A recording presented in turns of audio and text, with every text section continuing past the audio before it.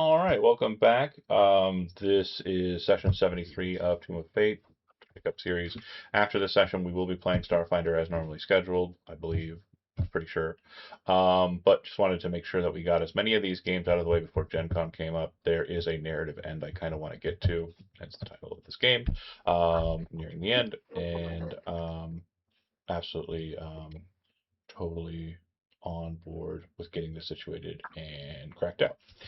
So just a quick update.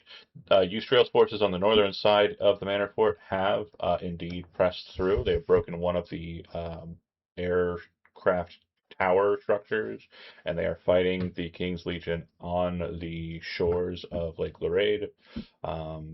They are doing so well mainly because the King's forces are dealing with a attack on two fronts. The Bloody Sister, known as Ralkava, has sent her forces on their east or their western side, and is basically got them in a pincer attack, allowing for Yusrael and her dragons to kind of put in some definite work. South of the Manor Fort, at the King's Terminus, there is a camp that has been well defended by the King's forces, but due to the opening up of the deep forest, mainly because of the sacrifice of four fated ones fighting against a very powerful aberrant creature called a Xeronox. They were able to allow four forces to kind of maneuver in the deep forest. So it does look like Rockthar is kind of getting a bit more forceful opposition against his opponents, but they are still pretty well entrenched at the King's Road terminus. Um, this group does not have a quest. They will be doing a free roam, just like every group so far in the last like 6 or 7 sessions. And again, the reason for that is because the people who would be assigning quests are not currently doing so because they are busy with the war effort or the battle effort, more or less. The situation as it stands is you will be going on a free roam. You can do whatever you want. We'll go ahead and do quick, brief character descriptions from everybody. We'll start with Al. Go ahead, Brian, and no problem on sleeping in a bit. You are currently going through it in real life, and I appreciate you even showing up. So go ahead and tell us about Al. Al is a gun-wielding fighting elf who loves to adventure with his fellow patrons. He gives a silent, brief of silence for his fallen comrades, and that's it. Yeah, and as far as downtime activity, Al is continuing his exercise with Bunder. He is the final tier of that, and he has 9 points into 30 for that. I believe the benefit is more fighting styles. So wonderful, wonderful, wonderful. Then we have up next Balra. Sorry, Bailean. Order got a bit twisted there. Go ahead and tell us about Bailean. Well, he's more along the lanes of a healing monk. He's walking around with one of those woven straw hats, the white gi-style robes with a kind of green belt. And he's got hands all wrapped up. He's currently sans staff at the moment because he's sort of eyeballing a different one. So it's just haven't got there yet. Awesome, awesome. And then I didn't get a confirmation, but I do want to. I'm pretty sure I got it right, the right of it. You were in the process. Oh, I did get confirmation from you. You were the only one. Repair Wraps is gone from poor to normal because of the Giant's assistance in the emblem you have at the Manor Fort. Restore the Villa, 2 points, and Tattoos from Ustrail, 2 points. Putting it 4 of 16 for the tattoos. Regarding the Villa restoration, go ahead and give me 2 athletics checks with your character. The DC is listed as 15. However, there is a +5 static bonus from the emblem the Giants present. So we're just looking for an athletics check DC 10. So no modifications and just roll it straight. When I get my skills, there they are. Athletics. Yep. Do Ooh, that was miserable. Yeah, that's going to be 1 failure.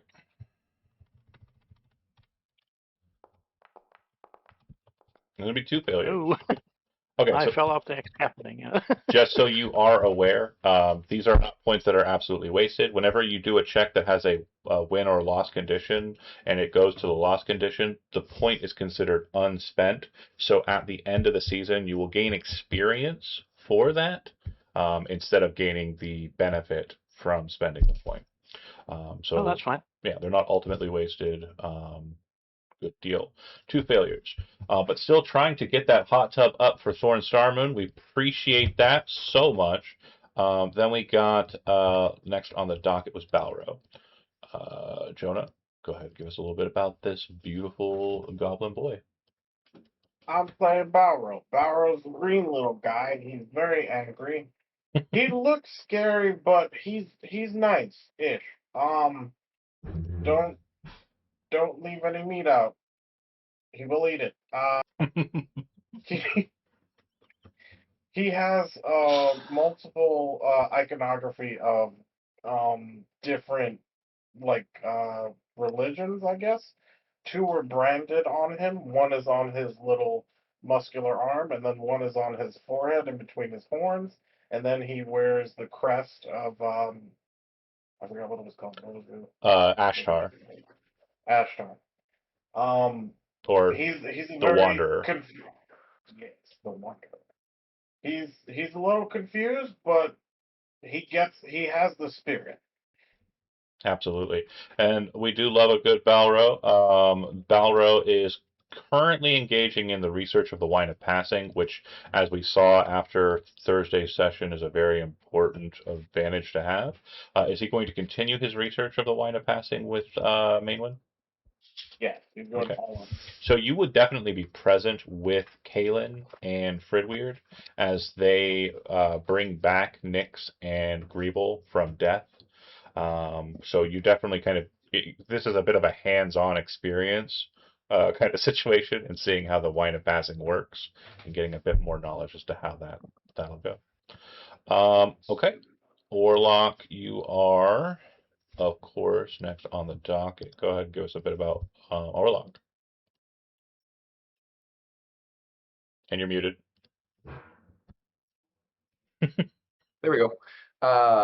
Orlock has been transcribing notes and trying to work on some of the things that his fallen comrades have left behind. He's got that decanter of endless water that was Lucian's, and he's kind of thinking about, or I feel like this might be above table as well. I'm thinking about trying to pick up Romulus's spell book.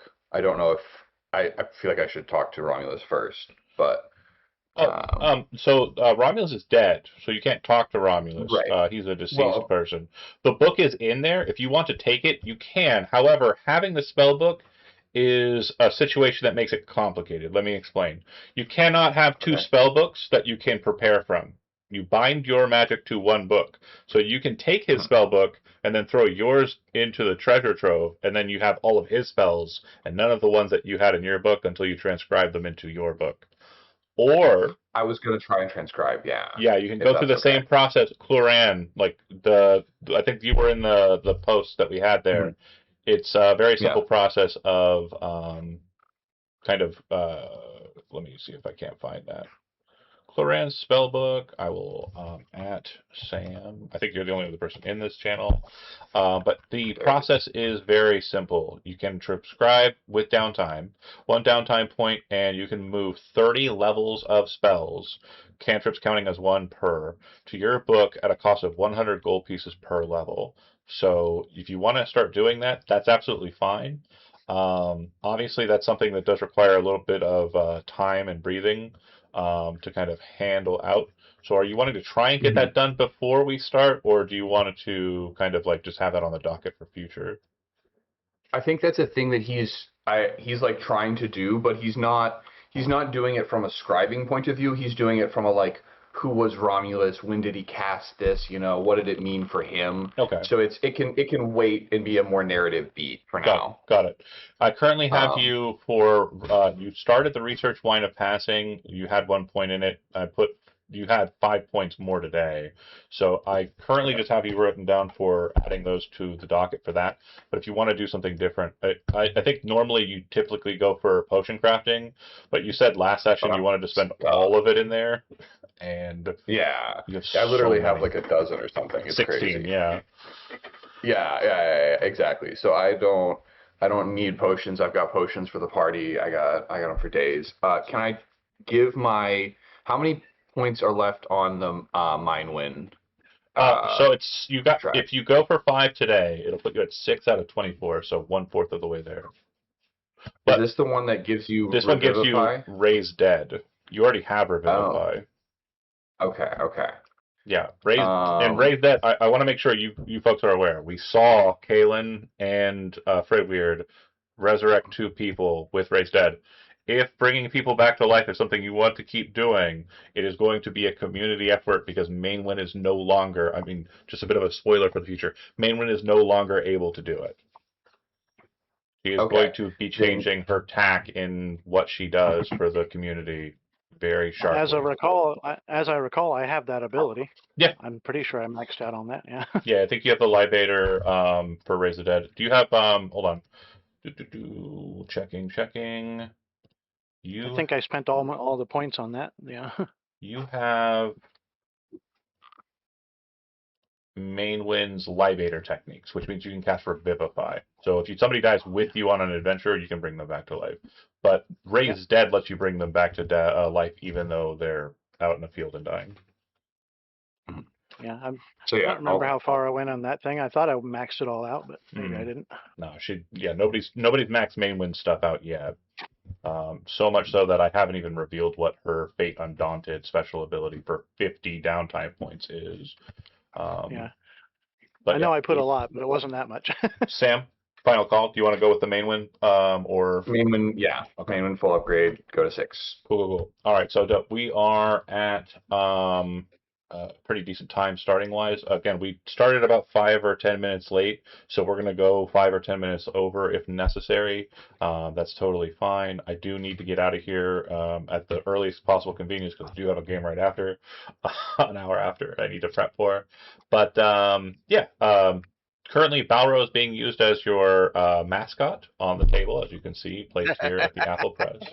The 3 options that you kind of talked about inside of our chat were the Cave Temple, the Hall of Resolution, and Whitestone Lookout. Cave Temple is where I think 3 out of 4 of you went last. That was the place with the Yep. Minotaur. I Yep. think the main switch up on this was you guys had another goblin with you, and you have replaced that goblin with a wizard, which is dope. Um, That would have come in handy, very handy last yeah, time. Oh yeah. yeah, for sure. So you could return to the cave temple and delve deeper. That is an option. There is also the Hall of Resolution, which you mentioned. This is definitely one that's going to be a bit more complicated, as it is the penultimate position on Mount Ozumoten, and is definitely a harder tier dungeon. So you probably won't beat it today if you do go there. But you will break ground. And then the other option that you posted was the Whitestone Lookout, which is something that has been on the table for a very long time. And it has not been researched or checked out or anything. So it would definitely be kind of like a walking in blind and not knowing what you're getting into. To clarify a couple of points of interest that might be more notable, the Great Cathedral or Grand Cathedral, located in the city of Stormloft, is way the hell up there, and you're probably thinking to yourself, well, that's a long travel. We're going to get random encountered to shit. Incorrect. There's a boat. You go to the Burgomaster's Villa, there is a boat that makes you go through a teleportation kind of dimensional space, and you basically pop out right on the river Ozumoten in the city. That's Willy Wonka. Willy Wonka style. Exactly right. That is one that some people may not be, aware of, but it's definitely one that, with the city being kind of a point of interest regarding the king, it could be something that's interesting. Entirely up to you guys. And then another one I want to make sure that we are aware of. Some of you folks have, I don't know if any of you folks, but there is an entire separate map. This is what is underneath the Sunsend area. This is the Foul Deep, which is basically synonymous with like the Underdark. There are a couple locations that are interesting here. The current only place that you have that is a quote-unquote camp is the Great Lift of Azumaten, and the only reason it's a camp is because it's right below the Apple Press, which is on the northern side of your territory. There is technically a second camp here, though, and that camp is in Ashliva, which is a gate town, more of a city, really, and there is a single address, a single house in the whole of the city that has been taken over by the Faded Ones and is their camp. And you can start from that building and then continue out into Ashliva, the town/city proper, if you so desire. I'll move us back up above, though. I do have a question before we actually Absolutely. Is everyone for or against me burning a dark marked hand while we're doing this? Against. Okay, we got one against. Dark mark hands Well, will basically increase the number of dark marks that are in the party. What that means is that the number of creatures that you'll be fighting against when it comes to like mob creatures increases by 1. So if you were to fight like 10 goblins because you have a dark mark already, maybe more than one. Raise your hand if you have a dark mark. Jonah, you're raising your hand. I can see it. I'm raising it. Does Orlok have a dark mark? I believe. Oh, I guess he got one again after the. You don't have one on your sheet, so you haven't got it. I would have been certain to double check that on the sheets at least. And then Leon does not have one, I don't think. Yeah, it came in clean. And then we got Al, who did have one for a while, but I think he ringed it. Yeah. No, I went to Mayoin. Oh, that's right. That's right. Cool. So then, yeah, the only dark mark we have on the table is Balro, which means you're going to get a +1 to the monster count anyway. If what Joan is asking is you want to kind of raise the number of monsters, increase the difficulty tier, he can crack an item to basically do that for you. More experience. I vote yes. We got 1 vote for yes. 1 vote for no. If we're doing something that we haven't, if we're now researching, then no, because we want to know what ground we're on, right? So if we're going out to the fields to clear out some of these red marks, I could see that. But in an unexplored dungeon, no. Yeah, if we're going to the Hall of Resolution or Whitestone, like, no thanks. Who the fuck knows what's there? I was gonna stay back, be like, smoke his pipe. Yeah, you guys go on in there and we'll figure it out in the aftermath. But if you're going to the cave temple, for example, you guys handled that pretty well when you were there. Yeah, that one wasn't too bad. I mean, I'm for any of the above. I don't really care, but I'm familiar with the one that I went to already. So yeah, I agree. It's a pretty good one I think too. we should go back. I think we should go back to that place. We're thinking the cave temple then. Okay, cool. Yeah, That's good. That's good. I kind of made bank last time I went there. So yeah, it's also got a lot of cool shit in it. Okay, so I got 2 votes for cave temple. Brian and Sam, are you cool with that? Cave temple it shall be. Okay. Yep. So when we go to the cave temple, just as a reminder for those who weren't there, or a reminder for those who were there, and a point of entry for those who weren't. Before that, did we get more for the cracking of the hand? Are we going for hand crack? So we're going to the cave temple? Sounds like there's hesitation for Brian. Sam's on board. So Peter, you're the deciding vote. Do you want to increase the? If we've got one more opponent, that's fine. Okay, cool. Yeah. We're cracking the hand. We have 2 dark marks for the party. So this will probably still have your old tokens on it. I haven't cleared it, and then Orlok, you're not currently present on it. So this kind of works out. I'll just toss you on there. And then you can all see it. So this is the cave temple. You basically climb up the mountain. The reason that there's a bit of snow here, whereas there's not much snow on the mountain proper, is mainly because there is a riverway that runs down and becomes the Azumaten River. And due to the chill, the spray of it becomes frost in the air and becomes snow-like in this specific area. There is an illusion present here that this group has already figured out in the the center of this space, there is a false wall that allows them entry. Seeing this, the iconography and indicators here for you, Orlok, being a smart boy, is that this is giant script, and it does look like this is a giant structure, similar in architecture to the ancient stepwell. And its proximity to the ancient stepwell makes you think that this is a part of the same civilization of giant folk that probably lived here prior. Now, the structure inside doesn't look like it was crafted for giants. It looks like it was crafted for or by other folk. And so when you go into it, it is a network, a labyrinthian network of tunnels and passages that ultimately the group is aware of how it works, and they've already defeated the threat inside of the space. I'm going to see if I can't place you. So I'm going to give you two options. You can go with the path that you know and through the labyrinth and just arrive where you need to be, or like getting to the next part, or you can go through the labyrinth again and investigate and study it further. Your call? Oh, we went through everything. You went through it. There are definitely places in the labyrinth you haven't gone. I'm telling you that as the DM.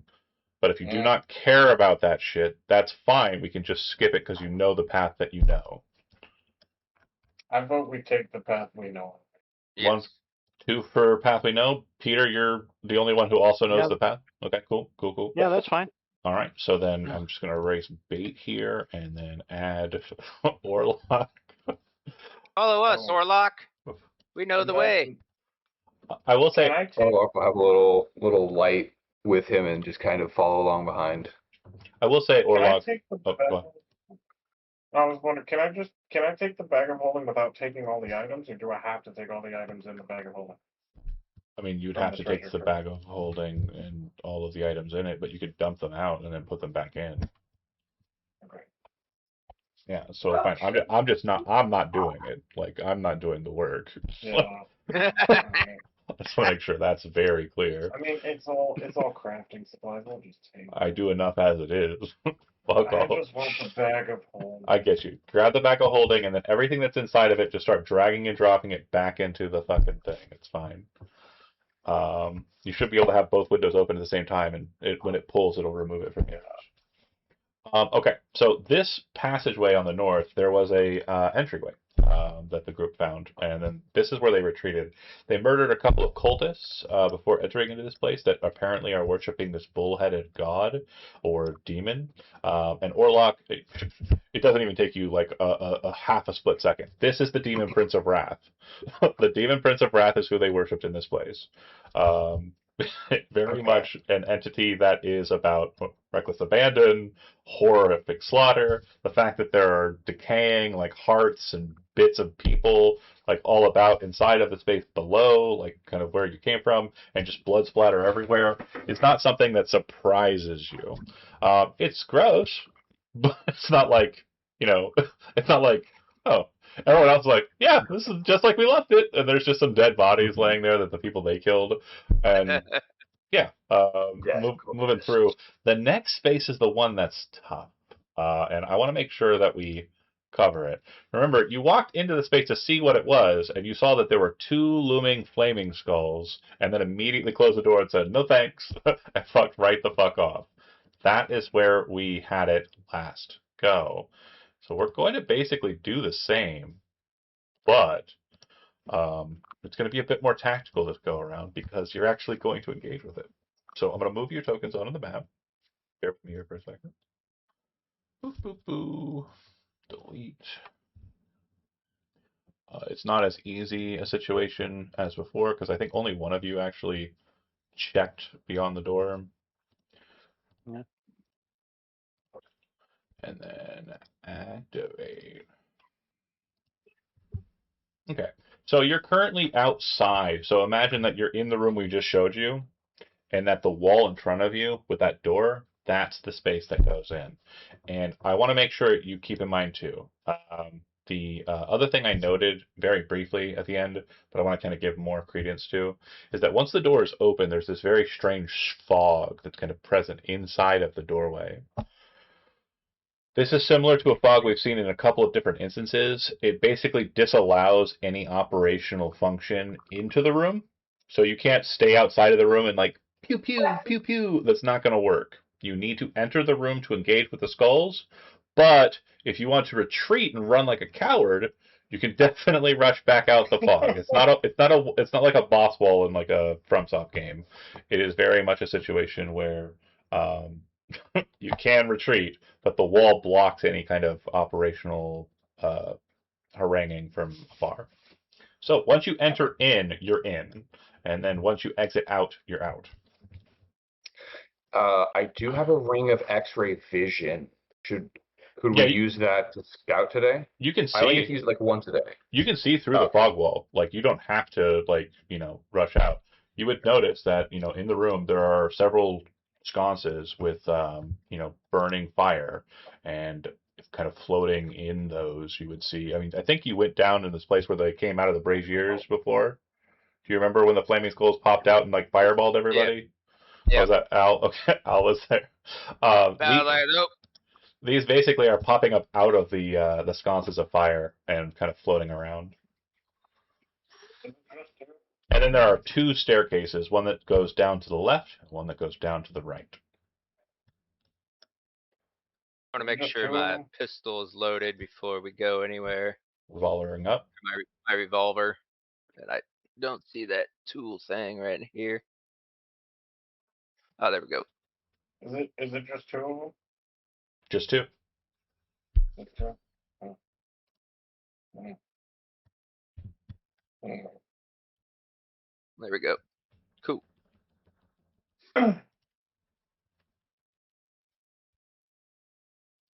And basically, the second you enter in, we will roll initiative. Oh yeah, let me do my magic. Hold on. Yeah, don't forget your mage armor. My little mage armor. Yep, firing off mage armor, getting the screams of my ancestors around me. Right. Yeah, the little goblin does the same. You're like, Teasing with a Less stick. screaming ancestors, more creepy, weird hands just covering his body. That's unique. I like it, Orlok says. It is from a long time ago. but So yeah, is mine, and he just like knocks on the mage armor. I All can't right. do the custom formula, but the AC is 16. no, I know. We've done this a couple times. I'm ready for you. Sorry. Whoever wants to step in. Again, I do want to give you the most bang for your buck. So the sooner you start getting murdered or murdering, it's thank you, Devout Dragon, for the raid. I appreciate it. How's it going, Brent? Hope you weren't screaming too hard at all those toxic people on Overwatch. I literally had to be your stream my guy. I'm so sorry. Barbara will step in. You have to go to the left and then go up, Brian. You can't just pause. Sorry, everybody is doing a lot at once. Bear with me. Get out of here, Balra. When you step here, and everybody else is where they were before that, that is when initiative starts. So I need everybody to go ahead and roll initiative. Not move in and go where you want, and then the fight. Yeah, I literally am going to lead with a Warlock. single target fireball. So I mean, if possible. So just keep that in mind. I'm here. I'm doing things someday. Love fireball so fucking much. Such a fun fucking spell. It's a great fucking spell. Oh, when I roll initiative, I do the insight thing on them. Okay, they are Yeah, as I can do that too. they are as they have always been. They are CR4s, so they are definitely below you guys in competency. Looks like everybody's on the board. Encounter has begun. Al, you're first. You see Balro go in. The second that he does, the ruby eyes kind of flare up. The green flame bursts outwards, and you can see their mouths kind of as they're preparing to say the arcane words to spit a fireball at him. I'm like, Balro, they're about to do a fireball. So then I come up here and I move, try to get out of range. I just want to make sure you Then I understand it's a fireball. The whole room's going to be. Oh man, yeah, the whole The room's whole gonna room be is the taken range. over. Fuck my life. Let's kill this guy. Well, I don't think we can. Both of them are doing the same thing. This room. How high is the ceiling? Oh, the ceiling's about 8 feet high. This room, Well, when I let's- created it, I nicknamed it the furnace. So, Al, you So I move go up. here. Blades bared. Don't forget to target it. Yep. All right, let's see it. Good hit. Damage. Beat his ass. Wanna savage that? Mm-hmm. Damn, even on a 1, this still did 10. Nice. Woo! The second Yeah. attack. So you would notice that the damage is not quite as good as, and you've done this before. You know that they are resistant to the piercing. Second. Since going in here, I knew I needed my shield because thinking ahead. Yeah. Yeah, absolutely. 2 solid hits. It doesn't look like you've wounded it quite well enough Oh, I'm yet. sorry. It's okay. Doesn't look like you wounded it quite well enough yet, but still, solid damage. Good stuff. Anything else from Al? I'll just bunkers down, ready for the fireball. And Takes here, his shield up, and here it is. he's coming. I aim not to disappoint. So yeah. I will cast Fireball. I mean, you don't Can I have to. counterspell, or do I not have a reaction yet? You're not in the room, so you cannot affect things inside the room. Fair enough. Can Unfortunate. I say no? Can you say no to what? No fireball? No. I mean, can you? Please? Do you have an effect that lets you? No, can I just ask you not to do it? Oh, well, yeah, you can certainly waste your breath. Please don't do it. I do like the begging. Good job, Al. Thank you for understanding the inevitability of the effect. Balrog, go ahead and do likewise. Just Okay. give in to it. Just roll the dice. Okay. Ooh, Okay. Why'd that's you? what we like to see. Why'd you? Oh, Danger danger sense. Love it. Love it. That is very good stuff. Okay. Boom. Here's the damage. And let's see. I think both of you will be taking halfsies on this. Does anybody have any other further resistances that I need to know about before I hit the supply button? Let me check resistance. I don't think Is it on the first page? It would be on the first page. It's like, I think on the right Oh, side. No. Okay, cool. All Boom, boom, right. boom. A little bit of damage, a little bit of scuff. That is that for that. It'll go to Balro. You're already in the room. The one that shot the fireball is the one on the left. So the one on the right is definitely still fireball laden if you want to deal with the What? threat. This one can still shoot a fireball. I want to try something. Okay. But that one's already hurt. Yeah, and you could kill it before it casts fireball. Yeah. Trying to make sure. I was trying to be subtle and be like, you'll pick up what I'm putting down. Yeah, it's really easy for you to understand what I'm saying. And then I was like, no, I'm talking to Jonah. I love Jonah. Balro is going to. He's just a boy. He's gonna say, "I can do magic too," and then he's gonna pull out, from his robe of stars. He's gonna pull out one of the stars from like his breast, and then sort of concentrate it, crack it, and then fire it at the one on the right. Hell yeah. Where's the magic door? Look at this little caster guy. He's a beating caster. Yeah. Hell It yeah. says it's supposed to be a 5th level. Yeah, that's fine. It says it's at 5th level on the character Yeah. or on the thing. It's going to be a total of 7 darts. So I need you to go ahead and click 7 times. Oh, it doesn't do it all. No, it doesn't do it all at once. You have to keep clicking it, unfortunately.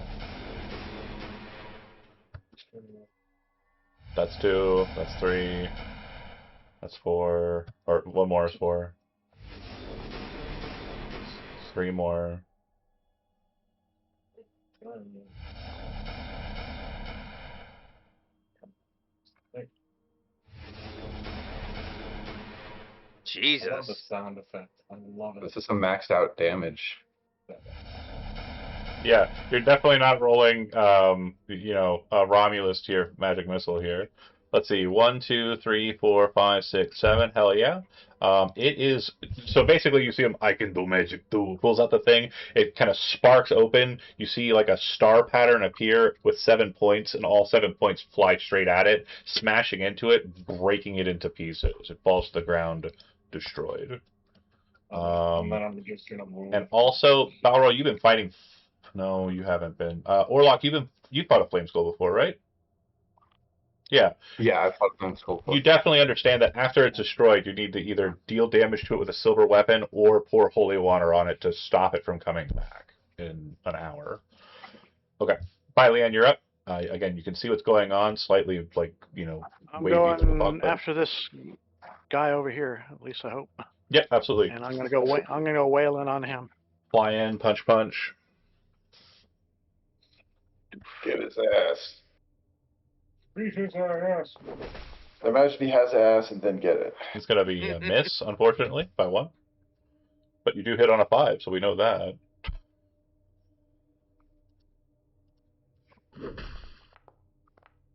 You hit! Hey, hey. I'm using that force damage. Yep. By the way, so. They one are. damage. Yeah, they are not resistant to force damage, so this will be full on. Boom, boom. I got a third one, don't I? Bonus Don't action, yeah. remember. Okay, that'll work.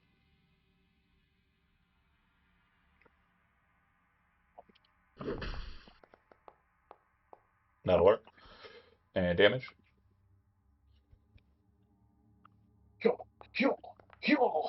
Kind of fly in, you kind of swing that first arm, the right hand kind of like in a backhand sweep, and then bring that left fist in, punching it. It bashes against the back wall, and then you immediately kind of bring the elbow up to kind of knock it back into the wall again. It is pretty well damaged, but not bloodied. So it will go to, this one is dead. It'll go to Orlok. Okay, well, we're going to step into the room. We're going to see that one skull is down. I'll let everyone know. When this battle is done, we have to douse them in holy water to keep them down. And then I'm going to try and firebolt. No, it's a flaming skull. They're going to have resistance to fire. They're gonna have immunity to fire. Yeah. And also, I'm gonna give you an Arcana check because you have fought these things before you cast your Ray of Frost. Because I think we've done this before. In they are also immune to cold. Forget the Arcana check. I just told you. Yeah, that's fucked up. Okay, all right. They're so hot they do not give a fuck about breathing. Oh my god, bastards. Do the magic I did. Yes. Fuck it, chromatic orb, lightning. Okay. They don't like lightning. Or thunder. Thunder is even better because it might shatter the skull. That's the thematic play. I'll say with your Arcana check, you just solved the riddle that you just solved in real life. Lightning is resistant. Thunder is not. Okay. Hell yes. Okay. Casting at 2nd level. Okay. Let's fucking end this bastard. Attack. Almost was a 20. Yeah, we saw that. For like a brief moment. Delicious hit. Go ahead and give me that damage. Let's see if you roll doubles. Yeah. No doubles. 15 damage? Yeah, solid hit. It's pretty beat the fuck out of, but not destroyed ultimately. Ending your turn, Orlok, moving to Al. Al, I'm assuming you're just going to race to the middle and stab it, right? Yep. Okay. while you're doing that and guaranteed murdering this thing, the presumption is that after it is destroyed, you go through the process of drawing out a silver weapon. I hope somebody has one, and kind I of, have one. yeah, just kind I of do not. tapping and finishing them out. I go, beep. I You're, I have a stab their question. eyeballs. yeah, you're able to kill the one that you just stabbed with the first shot, and then you kind of, hearing Orlok's word, kind of nod solemnly, pull out the silver, and just kind of poke the eyeballs out of both of them. Balro, your question? I wanted to ask, since I'm like, a zealot barbarian, if I pee or spit on it, would that count as holy water? No. A good question. We need to understand what our rules mean. Yeah, neither of those are water. One's a humor They're and both the a other liquid, is though. waste. They're It both doesn't say liquid. holy liquid. It says holy water, very specifically there. So the It was worth a try. It was worth a try. fair enough. There's two staircases that descend down, similar to the entryway to this space. About 5 or 6 steps down, there's this layer of fog. You can barely make out what's beyond. These are quite more dense fog walls that are present. What you understand is your agency above cannot affect what is below. It is a dividing line between this room and the next. That's all it does. But it does look like both pathways are separate. Like there's a divider. There's a reason why there are 2 steps. They're not going to lead to the same room. With that being understood and having really no context as to what is next, I would like for you folks to decide where you go next. Got to enter. I say we just go down the left stairs. Yeah, this way. Left stairs? Yep. Any arguments? Works for me. Okay. Nope, works Nope. for me. It is the left-hand rule, after all. Yep, left is best. Here we go. Oh, before I tell Balrog, I'm like, okay, before you do your little pee thing, I'm going to stab these things real quick, and then you can pee on them. I don't get your pee on my sword. Yeah. It may work. Who knows? I pray to the water, and then. So the descent, I assume, is kind of in this marching order. Balro first, Al second, Orlok third, and Bailean towards the back, watching your back. That way the wizard doesn't have anything coming out behind them. When you descend down, the roof, I want to make sure it's very consistent. The ceiling height is going to be about 8 feet, unless I state otherwise. The stone structure is a worked, but kind of like slightly broken and craggy wall. And there is a certain moisture to the entirety of the space. There's like a humidity. Inside of this space, you see that there are similar braziers to the room that you were in before. And running the length of this long hallway, you'd see in the ground, kind of settled in the ground, there are these gray stones that are traced around them, a diamond pattern. It does not appear as though there are any indicators of any doors that leave this place. It looks as though this is a dead end. And when you come into this place, Al, I'd like for you, as you're passing into this space, to go ahead and roll me a perception check. As you are an elf, and I go by the old metrics, elves always get a free roll if they're within so far a distance of a secret door. And I don't know anything. This is a dead end. Is now the time when I whip out the ring of X-ray vision and see if there's a false wall here? Yeah, so if you're kind of like, doing the scan, looking around, the northern wall appears to be a false wall, and this southern wall here also appears to be a false wall. I'm going to give you an investigation check with that. Since you have it for about a minute, it's just going to be kind of limited to this room, but I want to make sure you go ahead and give me that investigation check. Okay. Do I get advantage for the X-ray vision, or is that just getting the check? You're getting the check because of the X-ray vision. Okay. Sufficient. So what you'll notice is that along the ground here, near this false wall, there's a very clear indicator of like a tracing mark in a circle, almost as if something has been rotated, like the wall itself has been rotated at its core. Very similarly, the southern wall here that's false also has a kind of false, it has this trail. You can kind of see it on the map too if you look real close. There's like a little scratch mark. Yeah. Does I think Orlock will illuminate it with elementalism, just like use the wind to sort of like blow out a tiny little groove, Mhm. and then point it out to everybody else and look to see if anyone else. Does anyone know how to get through the door now that we know where they are? Balrog says, or I tell Balrog, use your hammer. I mean your stick, club. Well, just to make sure, the investigation check was sufficient enough that you understand that in the center of the false wall, there is a rotating axis. So, like, if you push on Okay. one side of it, it will spin the wall sideways. So, Gotcha. Okay. Scooby-Doo Yeah, style. We I don't just know do that, that. yeah. Can I just do a running shoulder tackle into it? yeah, sure. But Comes back around.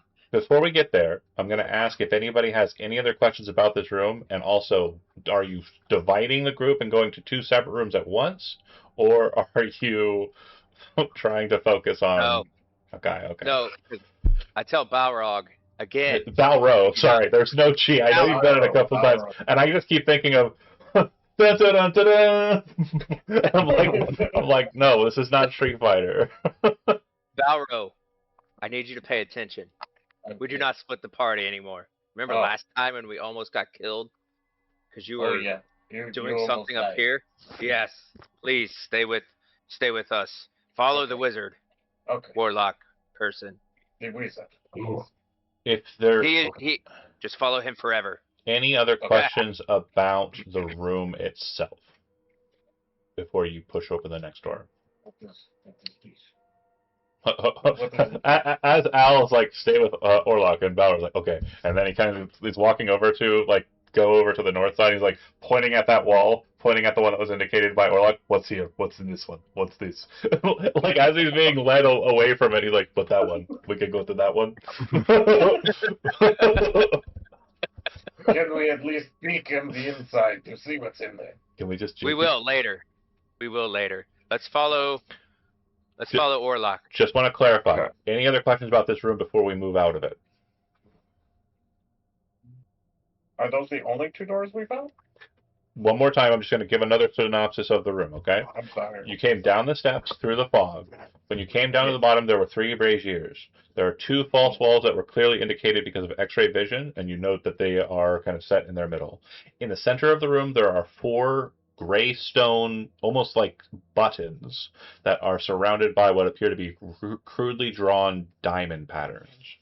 Other than that, the braziers, the buttons, and the walls being false, there's nothing else of importance that I've indicated. I want to look at these buttons some more. Yeah, Can we so push on? they look like pressure plates. Like they look like if something were to step on them, or something of weight were to be put onto them, they would depress. What they do, you do not know, but they perhaps do something. They do something. Yeah. I think we should step on this. No, we do not know what they do. They might open the door. It could be a trap. Do the trap. Look for the trap. Do the thing with your eyes. My eyes are not very good. I didn't see any doors. I do. I do. And he points back to the one. He's like, that one. And starts walking away from Orlock. And you're like, whoa. What did I say about staying with the wizard? Yeah. Wait. Yeah. Okay. Okay. Just try it. Just try the pushing of the buttons and then see if it is bad or not. I will put my greatsword on this one. And Hold on. I will Let's all step- get into this doorway here before you do that. Okay. You do that. Be safe. And I will do this. He's gonna put his greatsword on this one. The great club, you mean? No, he has a greatsword. Oh, okay. and then he's gonna put his +1 Warhammer on this one. When you push this one down, let's do it one at a time. When you push this Okay. one down, the door in front of you spins sideways and locks into place. It's open. I go, okay, try the other ones, please. Did the button lock in place, or is it? You pushed it giving way down, as soon as I move? and then when you kind of removed it, it went back up, but the door remains the same. Do you push it again? No, I'm gonna leave it as it is, and then I'm gonna take my greatsword, and instead of putting it on that, I'm just gonna step on this one. Okay. Yeah, when you step on that one, you hear, like, throughout the complex, a similar sound to when that door opened, but it feels like it's farther away. Open another door, but it's not here. You know the next one, the third one. And step on that one. Similarly, you hear a click, and you can, like a distance away, like a good distance away, you can hear a... Another door. Step on the last one. Door on the north opens. The door. Okay, I step. You see, button is good. All right. Well, just wait 1 second. I'm going to check here. Okay, when you enter into this room, remember, stay with the party. You see that the northern wall, like the wall to Balrog's left, is covered with spikes. Thousands of spikes of differing size, but all of them look like they kind of are menacing, and they all look like they're kind of covered with bits of crude matter, like ancient blood and kind of bits of flesh that have dried on the spike. At the foot of them, there are bones. And when you kind of look inside to the right, you see two smaller braziers kind of burning, and they illuminate what appears to be a golden dragon statue seated on a kind of presentation pedestal. The golden dragon is gorgeous. There's probably a good 25 pounds worth of gold making this dragon. Like, if you've ever played Dungeons and Dragons in real life and have seen, like, those colossal dragon miniatures they have, it's like that, but gold. I think it's a trap. I don't know. Do you, Brian? do you think that this is a trap? The big bed of spikes? I don't know. I think it's an Indiana Jones trap. Something is telling me to take that golden dragon. I don't know why. Balrog, no. Come. So nice. Come with us. Ooh, I see people up ahead that you can smash. Oh, people? Okay. Yeah. Okay, I'm with you now. But Balrog was deceived.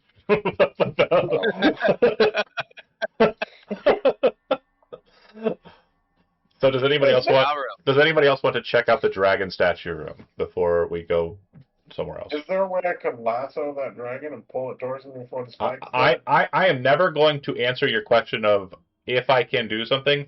I am always going to say you can try.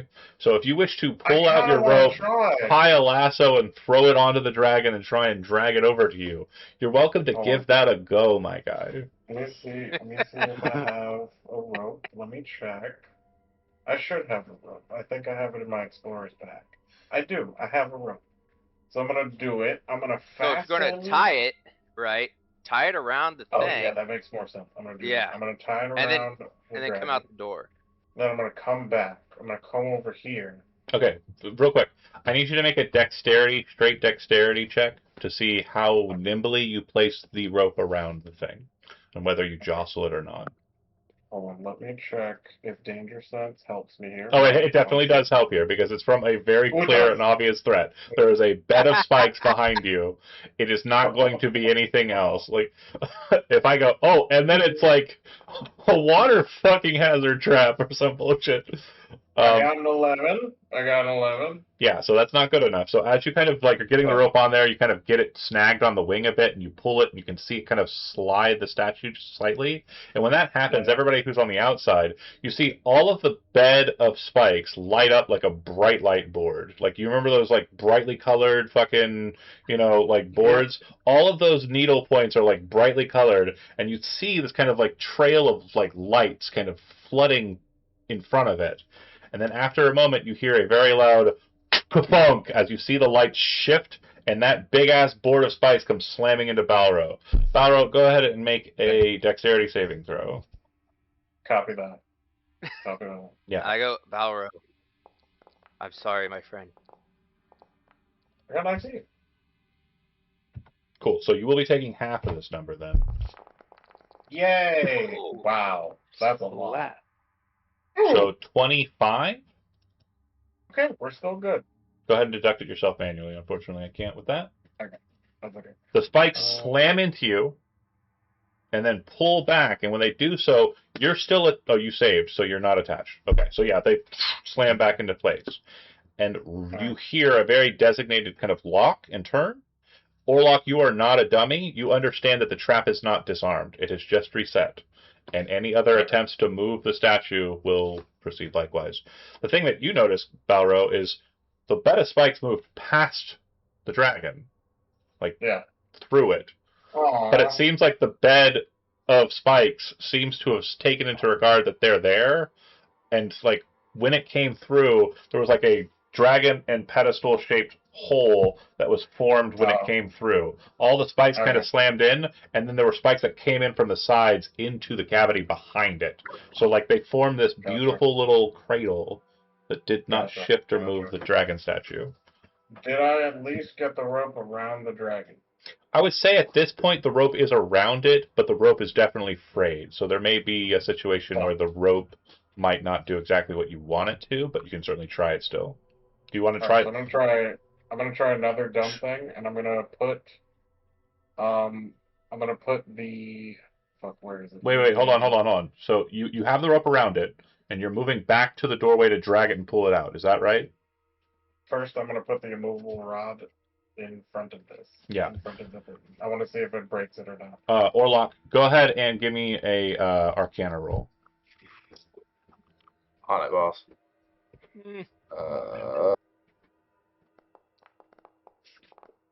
Low roll. 16? You see no problems with him trying to stop the trap with the immovable rod. I just say, it's probably less than 8,000 pounds of force. Okay. Nice foreshadowing. Balro, this is your last attempt to take the golden statue, okay? This is the last. Just make sure you're out of the way. Do you need a potion of healing or anything? Not yet. And then I'm just gonna yank it and see if it comes with it. Ooh, I wouldn't do that, buddy, because once it leaves that pedestal, it's going to be trapped in the back. Okay. So, are you doing it or not? I'm doing it. Okay. So I'm going to need two things from you. I'm going to need a strength athletics roll. Yeah. And then I'm going to need a dexterity saving throw. Oh, shit. Okay. Strength. Oh, no, that's not. Oh, that's not. And this is where our adventure ends. Oh, no. Okay. I'm literally so stressed about this. And then dexterity saving throw. Okay.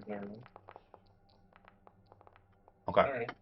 So you see the board light up again, and those lights kind of flare out from it. And as the statue's kind of flying towards you, you would see that the kind of wall and where the trap is located, like this merger point here, you hear a loud kind of slotting sound, almost like a metal bar was being dropped from a height into a hole, kind of like a sound. Then you watch as the bed of spikes slams around the corner, catching Balro and slamming him against the wall behind him. You do pass the dex saving throw, so you'll still just take half. And again, you've done this before, so maybe you'll make it. We'll fucking see. So half of 30, or 30, 34 damage? 34. Holy shit. Balro, are you still standing? No, he's down, but he's not dead. So you see Balro get slammed by it. Because you didn't fail the saving throw, you managed to avoid getting caught on the spikes, and then you watch as the thing rescinds back around. So basically, I want to make sure that's very clear. It kind of looped in and kind of slammed its spikes against the northern wall of the hallway he's in. Exactly. And then as it peeled away, Balro like tried to jump out of the way, and half of him got out the door, and he's like, oh! And then slams down to the ground. The statue, you don't hear metal hit the ground. but there was also a lot of loud noises in between. The rope is completely shattered or frayed, so go ahead and just remove that 50-foot line of Yeah. rope from your sheet. Let me get that off the sheet. What about the immovable rod? Well, the immovable Oh, rod, I can't tell. the immovable rod is somewhere. Shit. But It was projectile. it has definitely been forcibly turned off. Let me delete that. And Imagine the swing hit the button on it and it went bloop. no, it didn't hit the button. It just definitely had a lot more force than 8,000 pounds. I believe that automobile going at about 50 miles per hour is what we're looking at as far as velocity is going for. And basically point pressure, it's passing that 8,000 easy. Oh yeah, 8,000 pounds. That's it. All right. He's still He's on the down. ground. Yeah, he's So, down. yeah, I need an immediate response to him dying because he's currently dying. Potion in the mouth. Somebody, I got a potion. Yeah, I got potions. I bought some before we left. Because I knew something like this would happen. This with Balro. I will give him. Go ahead and click it. I'll apply it to him. I love trap dungeons. He ain't the smartest. He ain't the smartest. Not a lot of people appreciate trap dungeons. I love them. I'm So currently I didn't I'm expect currently it to working on do- one, so I didn't expect it to do a 180 there. I didn't expect it to do a 180. Not gonna lie. I again, was did not not expecting expect that either. no one expects the goofinesses of the But- traps, and these traps I'm that just are in here. Because it looks very like Telltale, right? Like, oh, that spike bed goes Yeah. flying forward. That's all it does. And then you see it happen when you try it the first go, and then you're like, I've outsmarted the trap, and then the trap outsmarts you. It's very, very fun. The, that's where you put a pit trap though, and then just yeah, and then it drops down on the spike trap just falls in on them. Oh hell yeah! But no, when you check Balro and crew, the golden statue is on the ground, and it's about halfway between you and y'all go ahead and take that if you want it. I'm not. I don't want touching it. anything to do with that golden statue. Balro, we're leaving. You had your fun. Let's That's go. That's all. I just let him do. Orlok? You kind of like see the situation. We'll let clearer minds prevail. Go ahead and give me one more Arcana roll. Okay. Half Come our on, time baby. is spent right here on this first pit trap. Sorry. You understand that the trap is activated by the plinth, not by the statue. It being off the plinth now, you can just walk in and grab it and take it. Oh, I think he'll do that very, very gently. Like, even though he's pretty sure, he's Yeah. like, Oh yeah, 100%. You pick it up. It's a nice weighty 25 pounds of gold. It basically lingers here. It is kind of a quest item for it. There's no card for it. I know you have it. Can I retrieve my rod? Yeah, your rod was basically thrown about the room, and it is currently in the broken condition, which means it cannot be used and needs to be repaired. So go ahead and put it at broken. That's so Okay. funny. I'm sorry, buddy. Basically, the sheer force of it and the destructive power of the flip cause it to kind of bounce around the room in like almost two pieces. It's kind of like broken kind of in the middle, and there's like just a bit of the core of it that's kind of like showing. I go, Balro. I'm just gonna look up Let's- at you with the saddest face ever. I'm sorry this happened to you twice, but you had to learn, my child. Let's not do this anymore. Okay. Let's protect the wizard That's what we're At here all to costs. do. at all costs. If we say it's okay to do something, to go into a trap room, then it'll be okay. But no more. Al kind of like reaches down and gives Balro like a little nudge, like noogie on his head. I love you, buddy. Let's keep you alive. The Yeah, I give him some uppies. the room above you, the northern room there, it is like a hallway, and it does appear to have two more of the doors.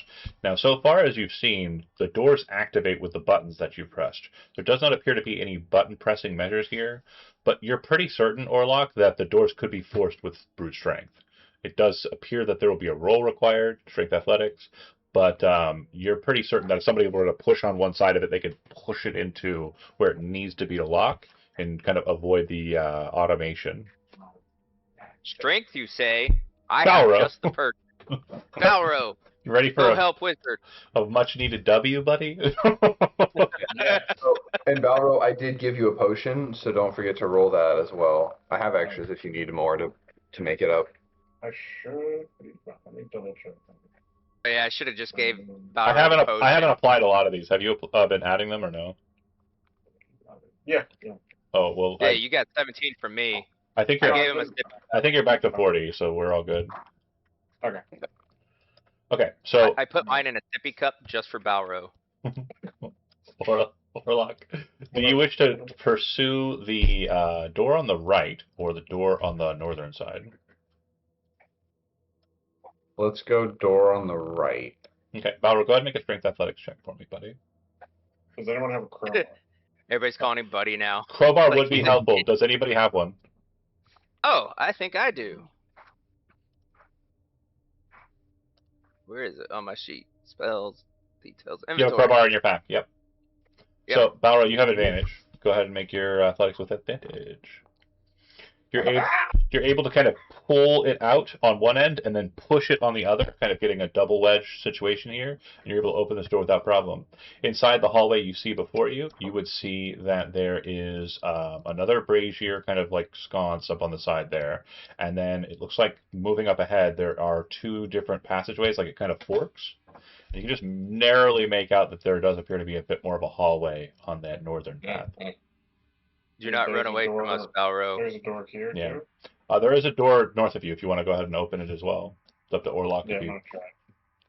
wants to let you through. Yeah, go ahead and make a strength athletics check with advantage. I opened the. I opened these. Yeah. Yeah, absolutely. When you open this one, it does look like it's a much larger room spatially than the rooms you've been in so far.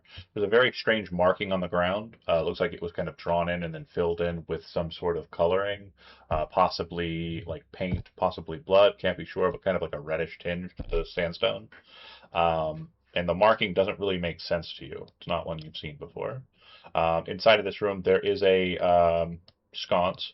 And then it looks like there's a hallway, but the hallway has these very strange looking, kind of running floor to ceiling. It almost looks like viper faces, and their mouths are open, and the mouths don't have like anything inside of them. They're hollow and kind of cored into the wall. Are these Can I roll bones? religion? No, on those this are bolts. So I think in this room, they shoot out bolts from the viper mouths. Yeah, that might be it. Sure. I'm just saying. So, with my divine intuition here, from my elvish knowledge of trap rooms, Mhm. there's a way to. There's going to be a pressure plate somewhere that activates it. Yeah, maybe. At the absolute opposite side of it, you do see another wall, but it does look like it is another one of the walls that spins on its center. So possibly a door at the end. Now, how high are these? 8-foot ceilings, and then starting at about 6 inches, and then going up to 6 inches away from the ceiling. At 6-inch intervals, there are viper heads, and basically Okay. it's from here and so on and so on and so on. Gotcha. I was going to see if we could crawl underneath it, but at 6 inches, we. Yeah, it does look like there are a bunch of spent bolts on the ground, and it looks like they were fired and hit something very sturdy, like the opposite wall. So yeah. Oh, I mean, so they're Balrog is staggered. Small. Would you be able to crawl under? No, he cannot. 6 inches. I was thinking that same thing. Yeah, Yep. your head's probably thicker than that. He's thick as fuck. The bolt won't go through the head. No. Let's try the other door, because this one's obviously trapped. So. Okay. We go this way then? Yeah. Balra, when you come in and look to the right, you see something that makes you kind of panic and back up before you come out. Another spike wall, just Not like that the way, spike not that wall way. in the dragon room. Not that way. Not that way. Well, The spikes. It's the me big, see. the big wall. They turn me spikes.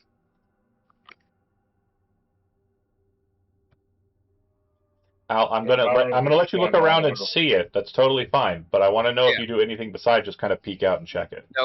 Nope, because there could be a pressure plate somewhere, probably like this one or this one that activates it. But I didn't see any bones on this end. Nope, doesn't look like anything's died in here before. Huh. I ask our compatriots, everywhere we go, there's like pit traps everywhere. So I don't know what you guys want to do. Perhaps with clever thinking we could outwit them, but they cannot remain behind us because they would block our exit just as much as they block our entry. And if we Yes. need to flee, fleeing through those traps would be fatal. True. We need to disarm them, is what I'm saying. Yeah. I am just a mere fighter. I don't know how to disarm stuff. Could we plug the holes or melt the emitters? Hmm. Actually, I do have thieves' tools. So if you're Could try. if you're talking about the crossbow or viper faces, you can try that. That's definitely an option. If you're wanting to check more about this one, either one. If you want to check more about the trap structure, you can make an investigation roll. I will say that it's probably easier to do so with the crossbow traps because they're a little bit more like present. But you are familiar with the spike wall trap. You've seen it in operation, so it's presumed that this one operates similarly. Probably isn't going to do the very cool like wraparound effect, but yeah. He's lying. Don't trust him. Yeah, I don't have. Don't trust the dungeon master. He's a liar.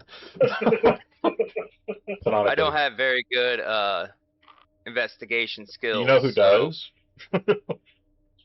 I only have a +5, but that might be who does. Way better than everybody Better. else. It's definitely Better Is than it okay? All right. Well, can somebody help me at least so we get the advantage? Yeah, in this I have instance, these tools. if you have these tools, I will allow you to get help here. So go ahead and get that roll with advantage, Orlok. I've got Let's thieves' go. tools as well, so. Hell yeah. Yes. So, 20. as you're investigating this, and you're watching it, and you're paying attention, you understand it's identical to the last trap. And your brain kind of goes, but there's nothing for me to pick up or anything. There's no activator. So you kind of put your staff out and tap to try and kind of like force an activation. And the more and more you kind of try and activate it, you realize it's not active. Almost as if like it's already been turned off.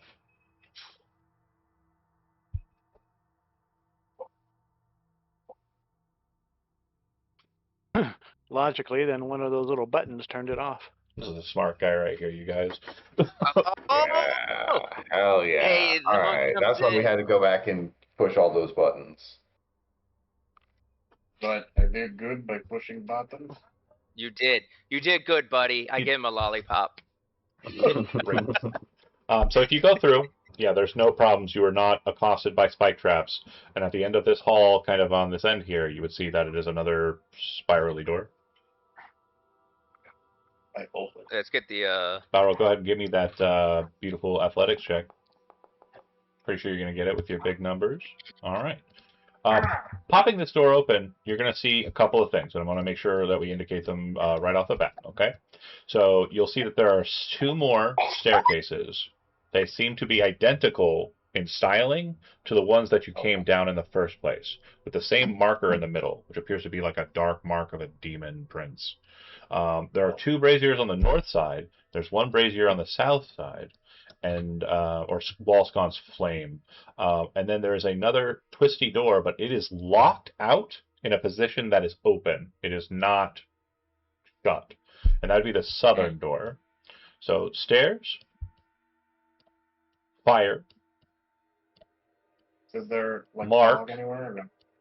fog in the steps. Yep, about 5 steps down, just like the ones before. Okay. And then door on the south side. If you want to pop in, you can. There's nothing going to blow you up here. Oh. Okay. Okay. The passage to the south, by Leanne, you see that it's a long hallway with a series of sconces that run through it, there does appear to be some sort of weird, like, stone structure, possibly like a bridge or a step over here on this bottom side. And then the door on the very, very far side, it is open. And inside, it looks like there are stone tablets that are just kind of sitting in the dirt.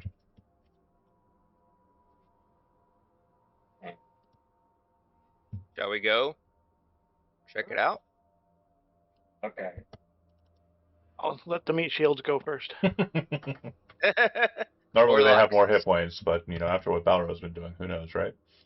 Yeah, I Yeah, know, right? He's definitely taking one for the team.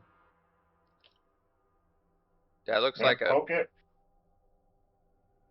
Yeah, Or so stepping in. Al and Bal, you would see that to the right, there is a bridge that goes over complete darkness, solid black, pitch black. And the bridge goes across to a different room, but a staircase that looks familiar. This goes up and into mist, so this is probably the right path from the furnace.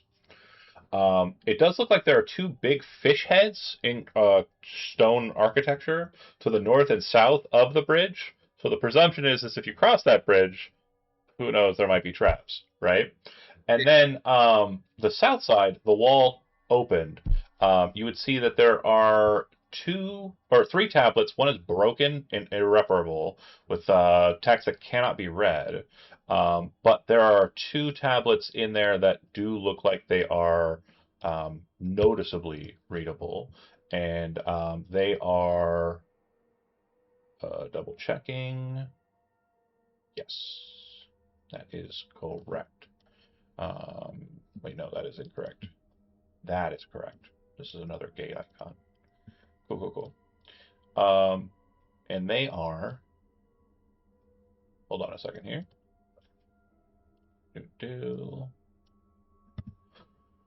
There for you to pick up if you'd like. That's you, Balro. One is a Do it. Oh. tablet that would grant the defense feat if explored and understood, and the other one is an icon of the gate. It allows you to use the Gatewalk unique feature. The Gatewalk unique feature allows you to, as an action, you can teleport yourself and one willing creature within 10 feet of you up to 60 feet to an unoccupied space you can see. Can I take the gate? You have to study them, so it would be something you have to use downtime activity to use. But yeah, you can definitely take them. Their tablets are basically like training manuals. Copy. I say give one of those to the wizard.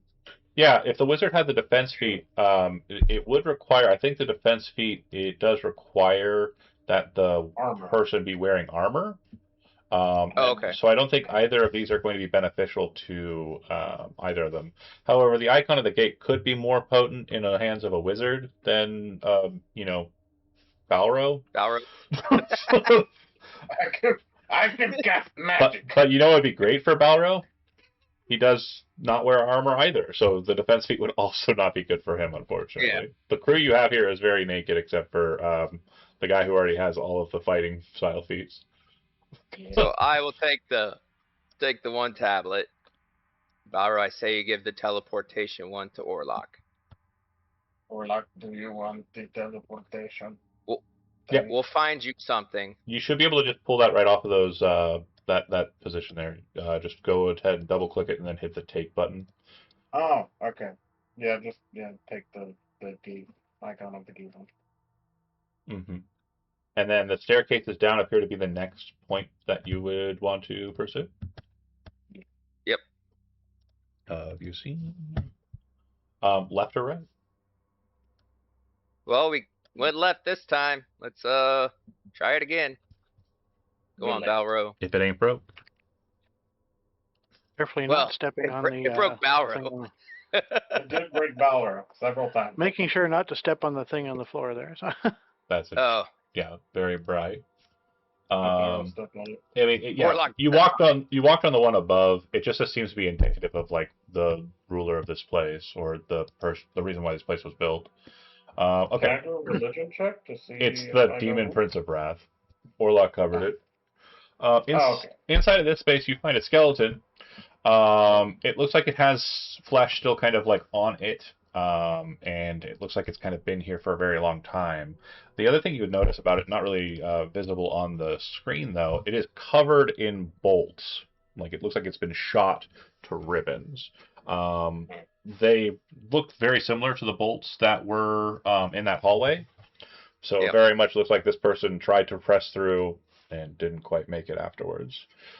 Maybe Someone poured the holy water on that. Yeah, I'll hit it with my silver sword. Yep, it's not undead, so we're good. Okay. Yeah, Does he have anything? Does it have anything else on it? it actually looks as though there's breaks in the bone and kind of like tears in the flesh that look like someone has already pilfered it. Okay. Well after its demise. Also inside of the space, there are a couple of sconces of fire, and then moving into this next room, you will see a very strange-looking symbol on the ground. The symbol represents a star pattern. It does look like there are in each of the kind of arms or branches of the star small little red circles that are present. And then there's a bisecting line that divides the two hemispheres of the circle of the glyph and kind of cuts the star pattern in half. It does look as though there is another movable door on the northwest side that you can see just there. And like I keep noting, there are 3 more sconces with brazier fire. There are indeed 4 press buttons that are in the ground, similar to the press buttons that you saw in the first hallway you entered into, the first chamber you entered into. There's more buttons, but do we want to press them? Mm. Oh no. Would they switch it up now? So far, I am 1 for 1 on traps. No, you're 4 for 4 on the button pushing. Yes, this is true.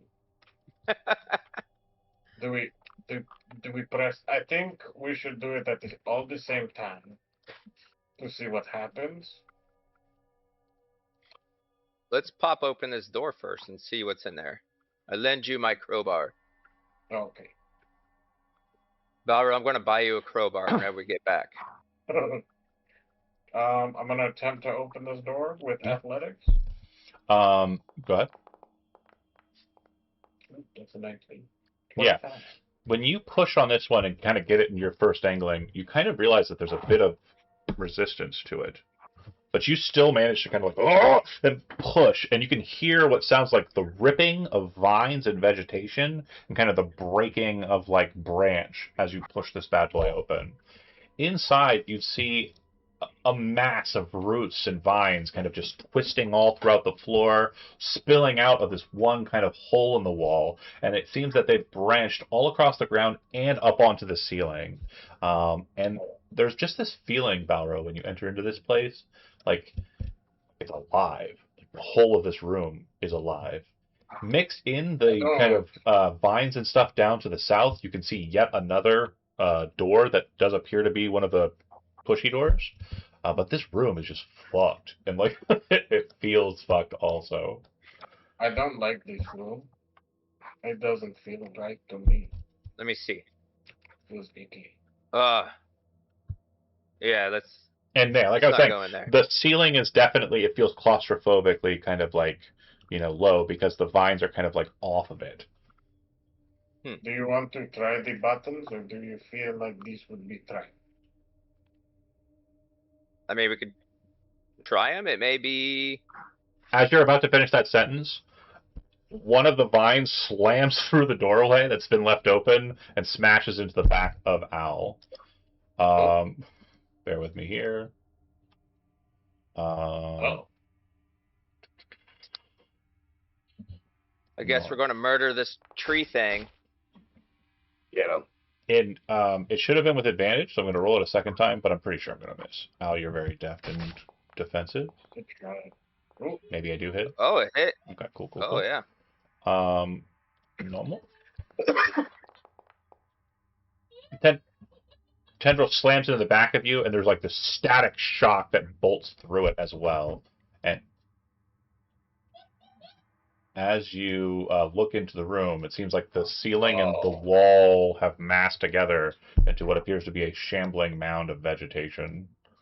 But the sounds of it it seems like there might be a second one in the hallway as well. I have put an encounter up on the table. Please go ahead and send me some initiative, please.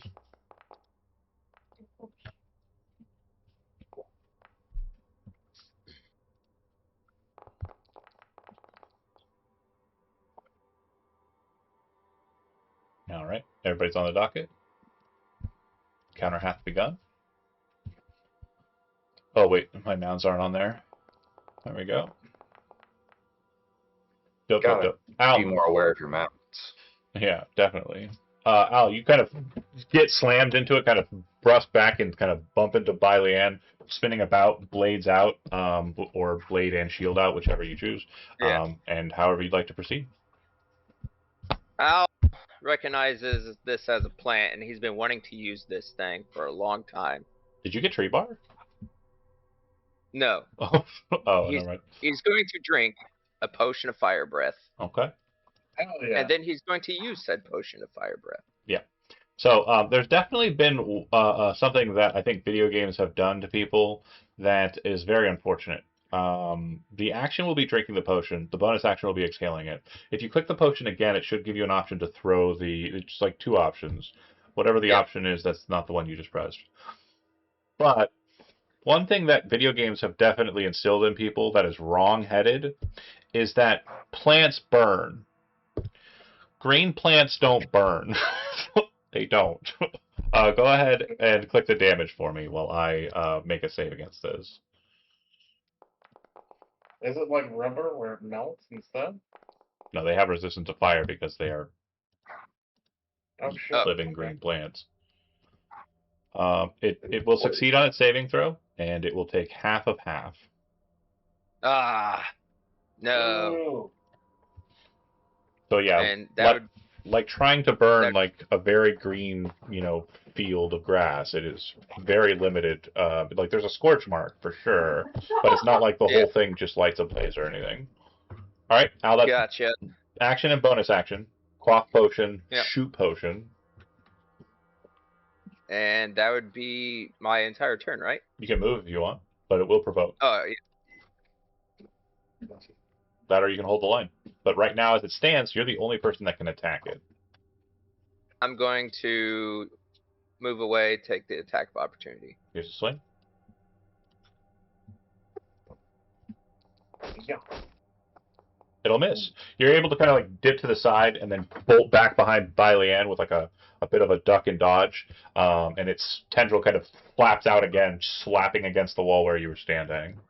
Yeah, I tell everyone, let's bring it out here, Or so that way we can all hit it. Can I see through the door? if you can Do it? see, if you can Okay. see its token, you can see it. Okay. I will try cold damage, which I ray of frost on it. Just go through the list. I have spell slots left. I'll chromatic orb with poison. Okay. That's the play here. Let's try that. Normal attack. Nope. That ain't gonna do shit. Yeah, it misses. So not sure of the effects of poison on it or not. But yeah, definitely a solid splash of chromatic globule of poison splashing against the wall behind it. All right, Orlok done. It'll go to it. And by it, I mean, I think the other one. It is going to maneuver up, and it's going to just be defensive. It's going to take the dodge action. Balro, this one has Okay, not acted yet. That's okay. I'm gonna use an item. Okay. I'm gonna use my robe of stars. Yeah. Gonna do magic missile. Go ahead and start clicking. Yeah, and if you click that same one in your chat, just keep on spamming the button pressed. It should throw them more quickly. Oh, okay. That's 3, 4. You have 2 so far. It just reset it. 3. 3. 4, 5, 6, 7. Okay. Got one max, so that's good.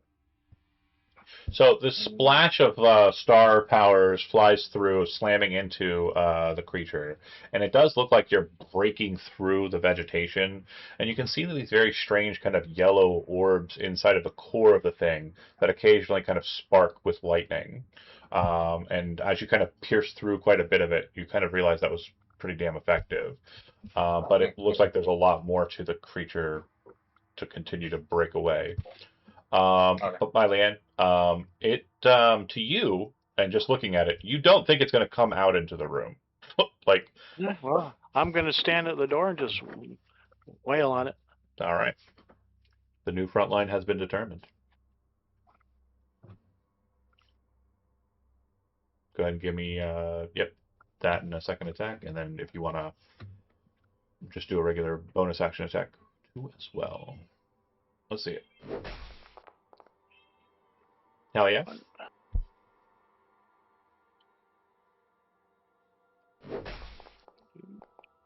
Hell yeah. And no, Oh. that was feeble. Go ahead and you have you can re-roll it if you want to with your you should have inspiration because you're a human and you took a long rest. Sure, re-roll it. Okay. Just avoid breaking your wraps after just so recently. Oh my God, Peter! Wow. All right, go ahead and roll a Wow. 20-sided dice. Let's see what happens to the wraps. Okay. That is unlucky. Yeah, certainly was. Definitely a horrid way to start it out, huh? Roll a 20-sided dice for me. Yep. Yeah, I'm getting there. Okay, so it will reduce in condition, so it'll go down to fine. All right, cool. Go ahead and give me 2 damage rolls. Hell yeah. Bear in mind, I'm still using that force damage. Absolutely. None of the damages that you can apply to it would be resistant, so you're doing all right there. Basically, as you kind of punch into it, you hit against the flesh of the vines, and you realize that's fine. You kind of, once you do, it's almost like they slither around you, and you kind of grab and tear more so on this, and then when you come in with that second punch, it's already kind of in that kind of pulling stroke, and you're just ripping the thing out of itself. And then that last attack, you kind of swing it in, and some of the wraps get caught on it. So when you pull out, it tears a bit of the wraps. Oh, yeah, I probably have to call it out before. There's something I think a monk can do that. Stunning strike. There was something, yeah, something like that that removed its ability. Every attack is at disadvantage, right? I think it's called stunning strike. Yeah. Yeah. So if you go to your features, you should see stunning strike. It's going to cost you 1 focus point to attempt a stunning strike. And it's when you hit, so you can do it after the hit has been applied. Okay. So go ahead and click that so it expends the resource for me. And yeah, it's listed. I think they're in alphabetical order in There your it mode is. features. Yep. Come on. Use feature. Why won't it work? I don't know. It's like frozen. I'm going to go ahead and throw my con saving throw while I'm waiting for it to hit. Maybe it's under monk's focus. It's not. It's if here if you're looking not in your character sheet, you're looking at the buttons. You're probably not going to be able to find it. It's in your character sheet. Oh, well. I'll click it for you. No worries. Just so we get the use of the monk focus. And then I've already rolled the Constitution saving throw. I passed. So on a successful save, the target speed is halved until the start of your next turn, and the next attack roll it makes, the next person who attacks it rather has advantage. There we go. Yep. Awesome. I'm remembering to use these things. Absolutely. Yeah. I You forgot got about them. I forgot it like last time, and I'm gonna remember to use these damn things. It is going to try and get you in this room with it. Oh, you're moving away from it? I'm stepping back. I don't Okay. know. Okay. That's, Okay. Cool. So you're still 10 feet away from it. That's where you're stopping. So it's going to reach out with its tendrils, and instead of trying to bash you like it did with Al, it is literally like a bunch of fingers flying out at you and trying to kind of just envelop you. It's going to use the engulf Gross. action against you, and is this a basically, thing? Is this an attack I can deflect? it is not an attack you can deflect. It is a saving throw check, though. Go ahead and make me a strength saving throw. And it's basically going to kind of loom out just a bit to do it, and then it's going to pull back in. Gross. No. Strength saving. There it is. The cultist never wanted to go into this room anyways. Okay. So basically, it like kind of pulls around you, but you're able to kind of like hit a wide stance and kind of lock yourself in place. And as it's kind of pulling, you're just kind of like shaking off the tendrils, and it kind of sweeps back into its space. Because of the way it has to do it, it has to move out to you and then pull you back. This technically provokes an opportunity attack from Bylan. So if you'd like to go ahead and throw another punch at it, you can. Sure, we'll do that.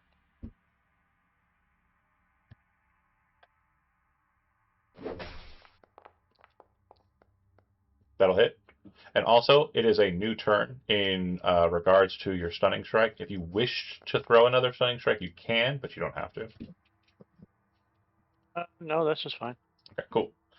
And yeah, you would have had advantage on the attack. Go ahead and pitch for the crit because you had it in the stun mode. Just throw the So attack it's just again. another. Yeah. Oh. See if we can get a natural 20. Nope. Nope. And glad that one doesn't matter. It's not even we aren't concerned. Al, you're up. Oh. Bailan kind of rushes in, punches a bunch of times, tearing the thing apart, backs away. It kind of sweeps out to try and grab him. What are we doing with Al? Al's going to drop his shield, and he's going to pull out his pistol. So he has revolver and pistol, dual wielding, you know, because it's awesome. And he's going to shoot at it. Attack.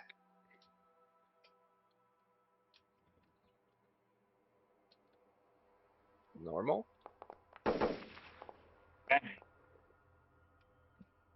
That It's hits. a 15 hit.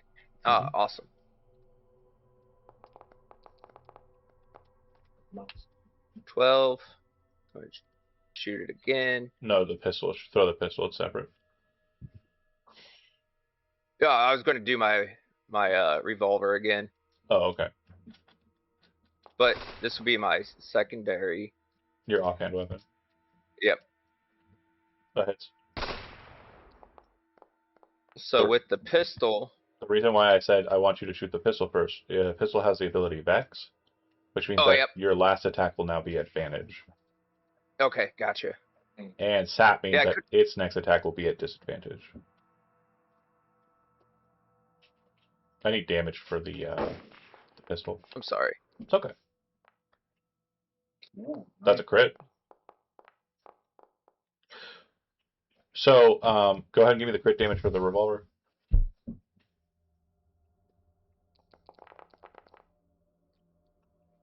Hell yeah.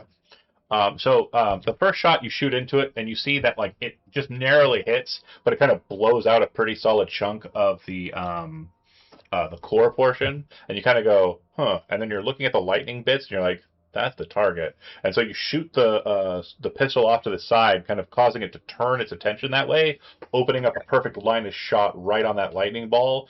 Boom, shoot it, and you hit it, and it kind of sparks, and you see like a large portion of it just break open and splatter all over the place. This green goo, some sort of like, chloroform stuff, just splashing all over the place as you blast it.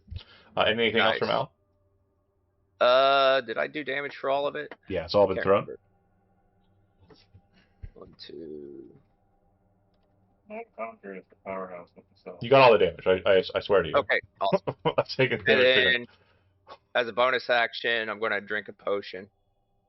Pause. You cannot. Okay. So the reason why you cannot is because you shot with your action and you shot with your offhand bonus action. Cool. Too easy. All right. Warlock, you're up. That'll be next round. Yeah. Does the thing look bloodied or anything It now? looks fucked up, yeah. I go, It's been slimed. Hmm. yes. It's been zapped. Well, it's also been zapped. Its next attack is a disadvantage. But also sap's coming out of it. Okay. So I'm going to use Mind Sliver, Intelligence 16, or it takes 2d6 Psychic, and it gets 1d4 against its next save. I failed. Go ahead and roll me the damage. Damage. So, surprisingly, 16. this is a sentient creature that does have a mind. When you detect it, you go, all right. And then the sliver pierces into it, and when it does so, you just watch the will of this creature just fall away, the lightning kind of dissipating out from it, and the whole of the creature kind of just falls to the ground. Nice. I say, fuck off. And So then, Orlok, Good. hey, move away from that corridor. So in case she gets body snatched by something. Orlok, as you hit it and kind of move to the side there, you're done with your turn, right? Yeah, that's me. Rushing out of that narrow space like something from a fucking horror movie. Just more vines kind of pushing the dead vines out of the way. A whole ass other shambling mound comes spilling out, and I need to have Baileanne make a strength saving throw as I try to engulf you once again. Is it out here with us now? It is definitely pressing.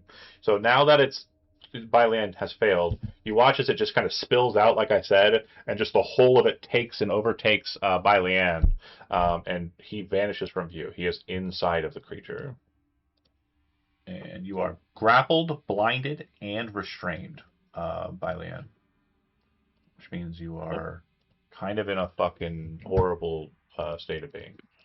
Jesus. And that's it. That's all it gets to do. Hentai time for me. Yeah, it's tentacle o'clock, baby. Balro, you saw your friend, the awesome and cool healing monk, get swallowed whole by this thing. What would you like to do? Get mad about it? We're just gonna fucking jump in it too, and then we're gonna attack. Okay, so I just want to be sure. This is the first time somebody has actually moved inside of the circle, right? Yeah. Oh fuck. Okay, cool. I just wanted to be That's why sure. Okay. That's why I kept moving around the circle. All right. All right. It's gonna be reckless. Oh yeah, for sure. Hit. And then let me do the second attack with a ring. Oh, so close. Okay. All right, and then we're gonna do again. And then we're gonna add a d6. We're gonna do necrotic. Okay.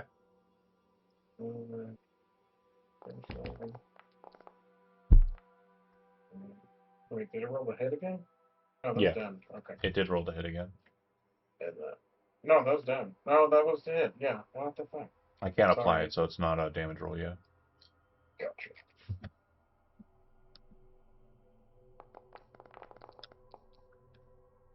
Be a good time for somebody with a chef skill to come and Cuisinart this thing. Yeah. Okay. That That's was you. First bit of damage. That was 25. Okay. And then more damage. 6. For dramatic effect, you're like angry. You rush forward, caring nothing about the room. You smash a good portion of it, and you see Baileanne's head kind of pop out for a second. He's like, oh, catches his air, and then like more vines just kind of like pull Baileanne in as you're hitting it the second time. Solid chunks, but not quite enough yet to really make it notice. Does Done with it your. matter? Go ahead. Does it get pushed back at all or no? It is not going anywhere. It can't really go anywhere because it can't squeeze through the hole in the push. By the start of your turn, you're going to be taking some damage. Now, the feeling inside of it is kind of icky, like you're covered in vines and they have a very kind of like rooted and soily kind of texture and feel. But there's also this pulsing electricity inside that makes your whole body feel like, it's kind of got like the tingles and your hair standing on end, and it seems to course through you at the beginning of your turn and pulse. So you're going to be taking 3d6 damage, lightning.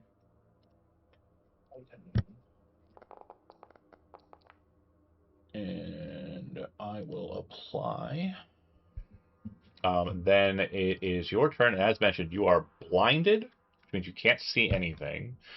You are restrained, which means you have disadvantage on all attack rolls and skill checks. And you're grappled, which means you have a move speed of 0. As an action, you can attempt to escape, and that will be an athletics check with a DC of 14. But it's all So you can kind of do. I have a silly question. Yeah. The step of the wind, because that's something I could use to You escape. do not have a move speed, so you can't use it, unfortunately. Yeah, you can. Oh, well, If that you was take the an idea. disengage action, you disengage, but you still couldn't move. What was that other one? I don't have the hand of. Teleportation is really the only way to kind of get out of a person manhandling. Well, I will attempt to escape then. See if Okay. that works. Athletics. Let's see it. There we go.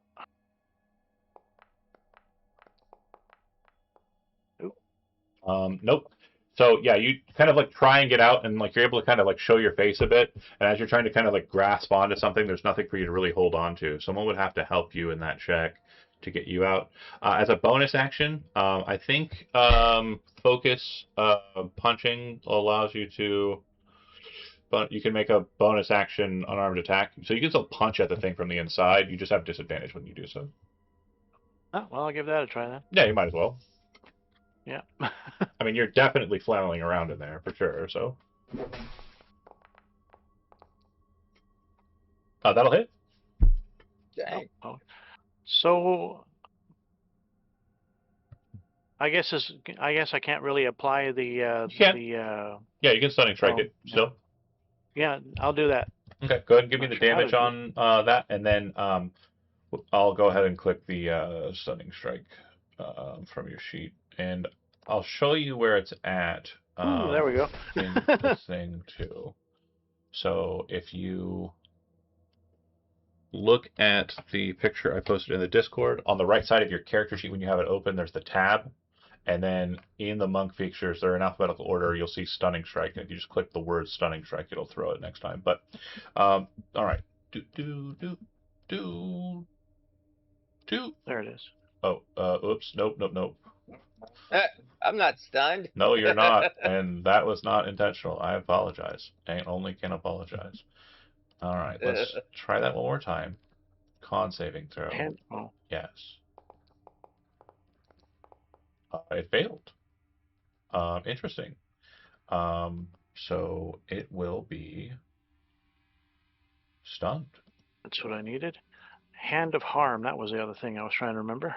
I'm gonna say, because of the nature of its grapple, it has you inside of it. But I will say, if you use the action to escape again, obviously not now. If it's still stunned when you do it, you'll be able to leave it for free. Yeah.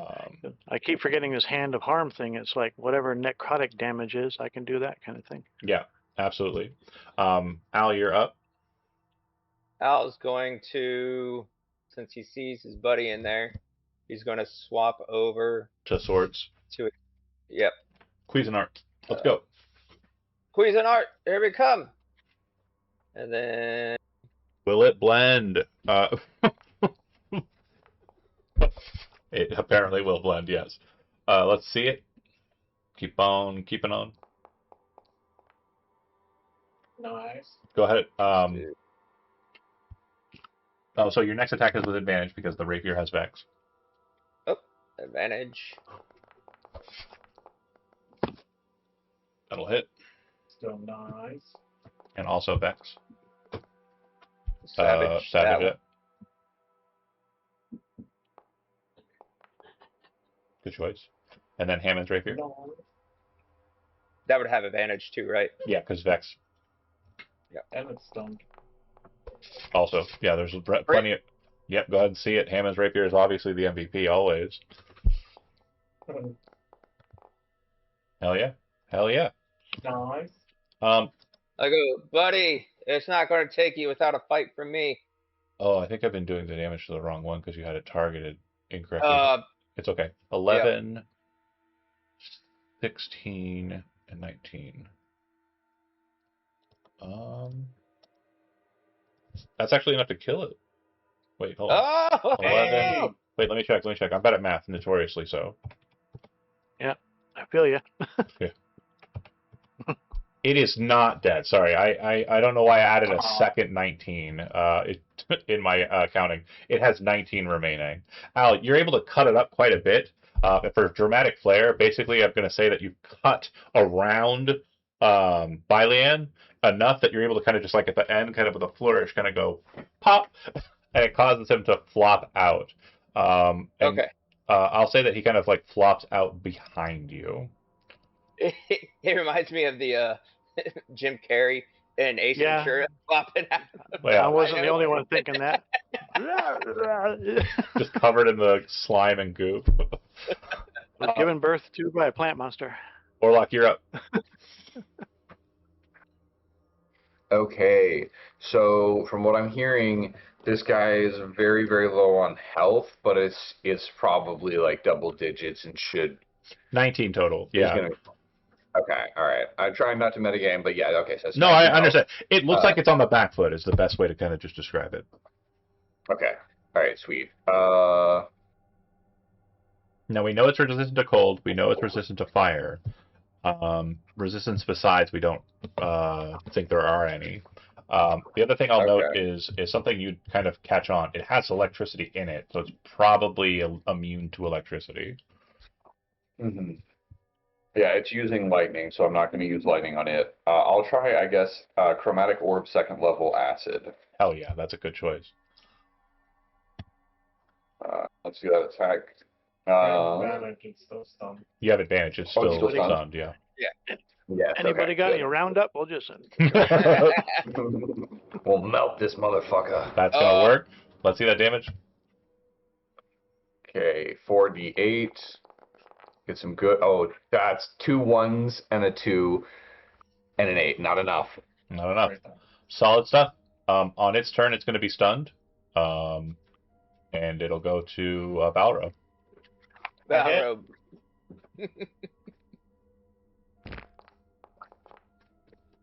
Oh yeah. Yeah. I don't think you can not do enough damage to kill this thing, but let's see it. He does 2. Necrotic damage. No, he rolls 4 dice. I knew that with his modifier, I was probably going to finish it.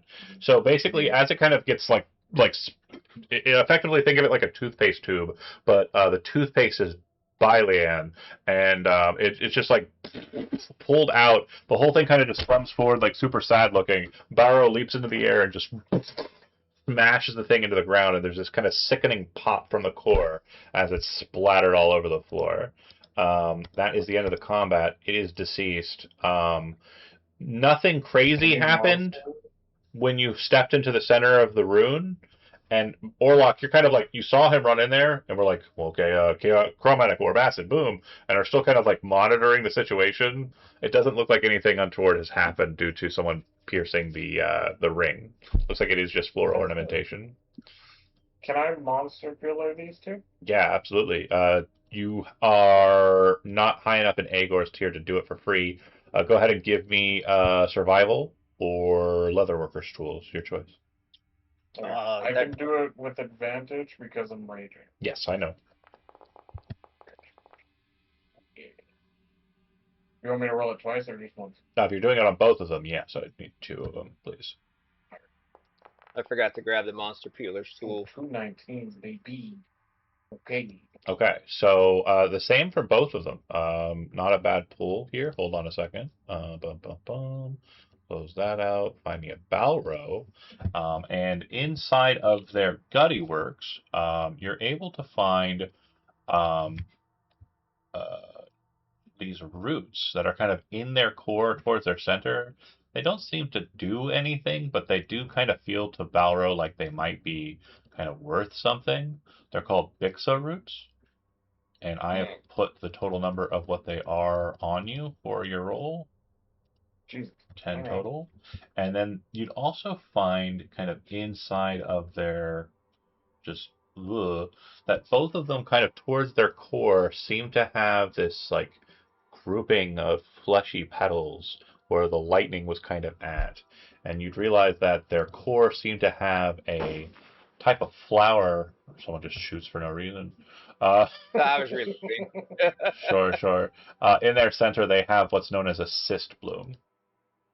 There are 2 total. Cyst blooms are a kind of flower with petals that have like a meat-like texture to them, and they smell like freshly butchered game. The flowers themselves do grow in random areas, but historians note that they mostly grow at the site of old battlefields where long since dead must be saturated in the earth already. And you can eat a cyst bloom as an action. Your hit point maximum and current hit points increase by 20 for 8 hours. At the end of the duration, your maximum hit point total decreases permanently by 1. Alright. And Give me one of those. you can eat as many as you like. Your maximum does not increase more, but the decrease does. Okay. By I'm 1. gonna put that in the bag of holding right now. Yeah.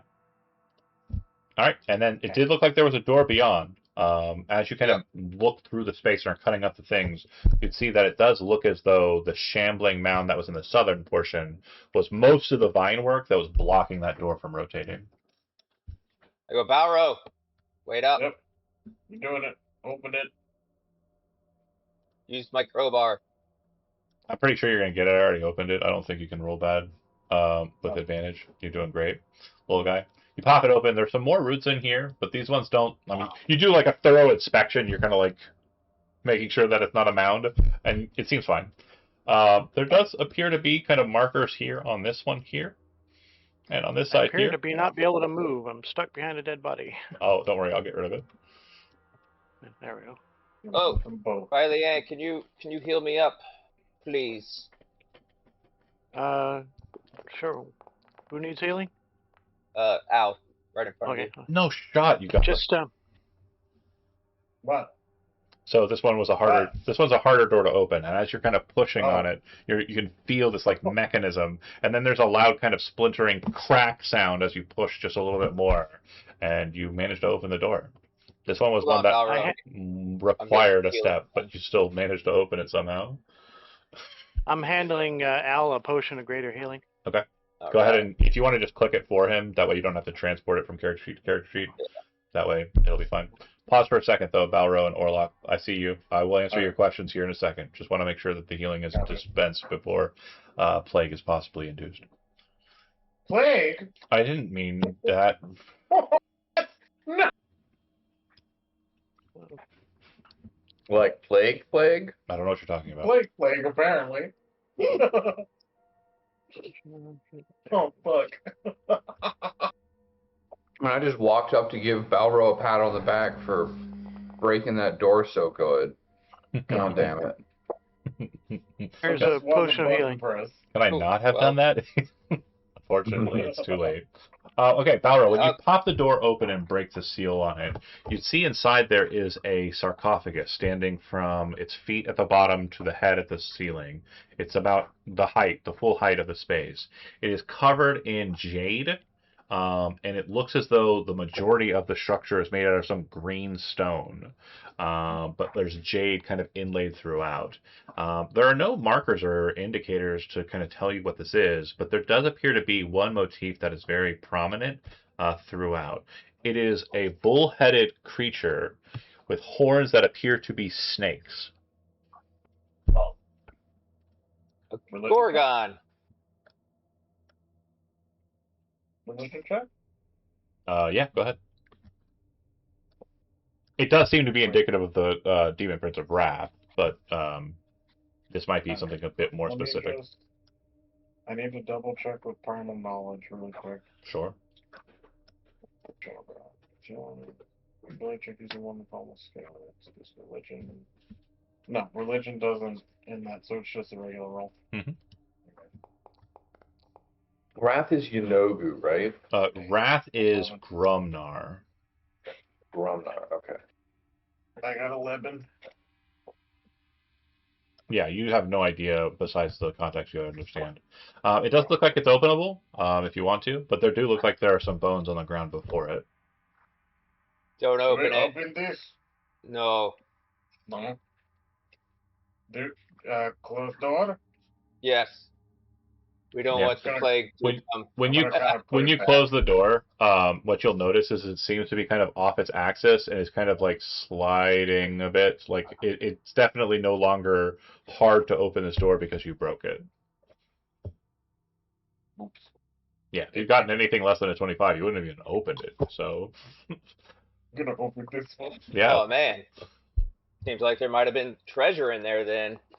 it's Could I there's use a- the ring of X-ray vision again to look inside and see if there's like cool loot or a body or whatever? absolutely. So I have to make looking, it safe against yeah, shit, but yeah. yeah, go ahead and make your save. But uh, do you get the information before the save, or let's see? You must succeed. I think I gain exhaustion, but I do get it all. I do Okay, get you still get the you still get the verbiage. So inside of that is a figure that appears to be skeletal in completion. It appears to have been a tiefling of some sort. You're fine on the con save, so you don't get the exhaustion. It does appear to be the case that the individual in there is wearing a set of very fine-looking robes that are covered with the same kind of bull-headed, snake-horned motifs, and they are wielding a staff with a head that is very similar. is does it can I get a sense of if this is like some high priest who's definitely been enchanted or liched or necromancied or something to come back? Because it seems like as soon as we open the sarcophagus, There are no this magical motherfucker's gonna seals hit or us with a anything staff. on there that you can detect.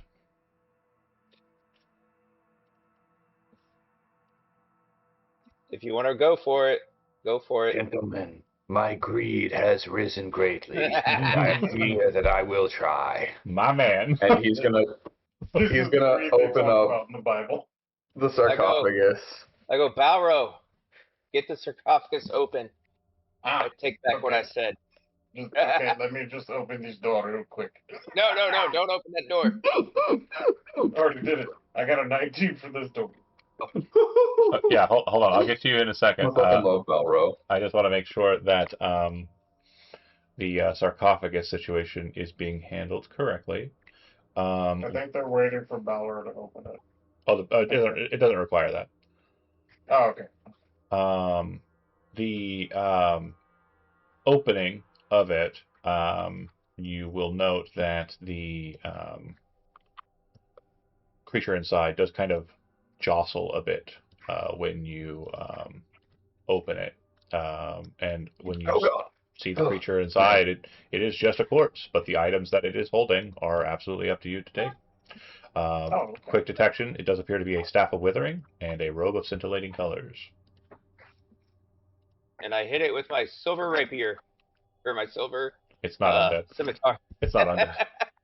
Okay. Just in case. Just For in sure, case. for sure, for sure. Balro, some- pee on it. Pour some holy water on it. Holy P, incoming. But yeah, whoever wants to take those, you're welcome to do so. When you open the door, Balro, you see that same motif, the twin-headed snake, basically horns. There is a passageway that leads to the north. There's another door straight across from you, or the spinny doors. Some 3 braziers present in this space. Another spinning door around the corner here, and a hallway to your south side. You can hear in this room, as you kind of come into it, this very just faint, and it's followed by, it's like a sound, and then you'd also hear like a tink, tink, tink, tink sound. From this side? The south. Oh, Oh. this side. Okay. I'm gonna open this door. Okay. Yeah, go ahead and give me another strength athletic. Where you at? I don't think not 20. 26.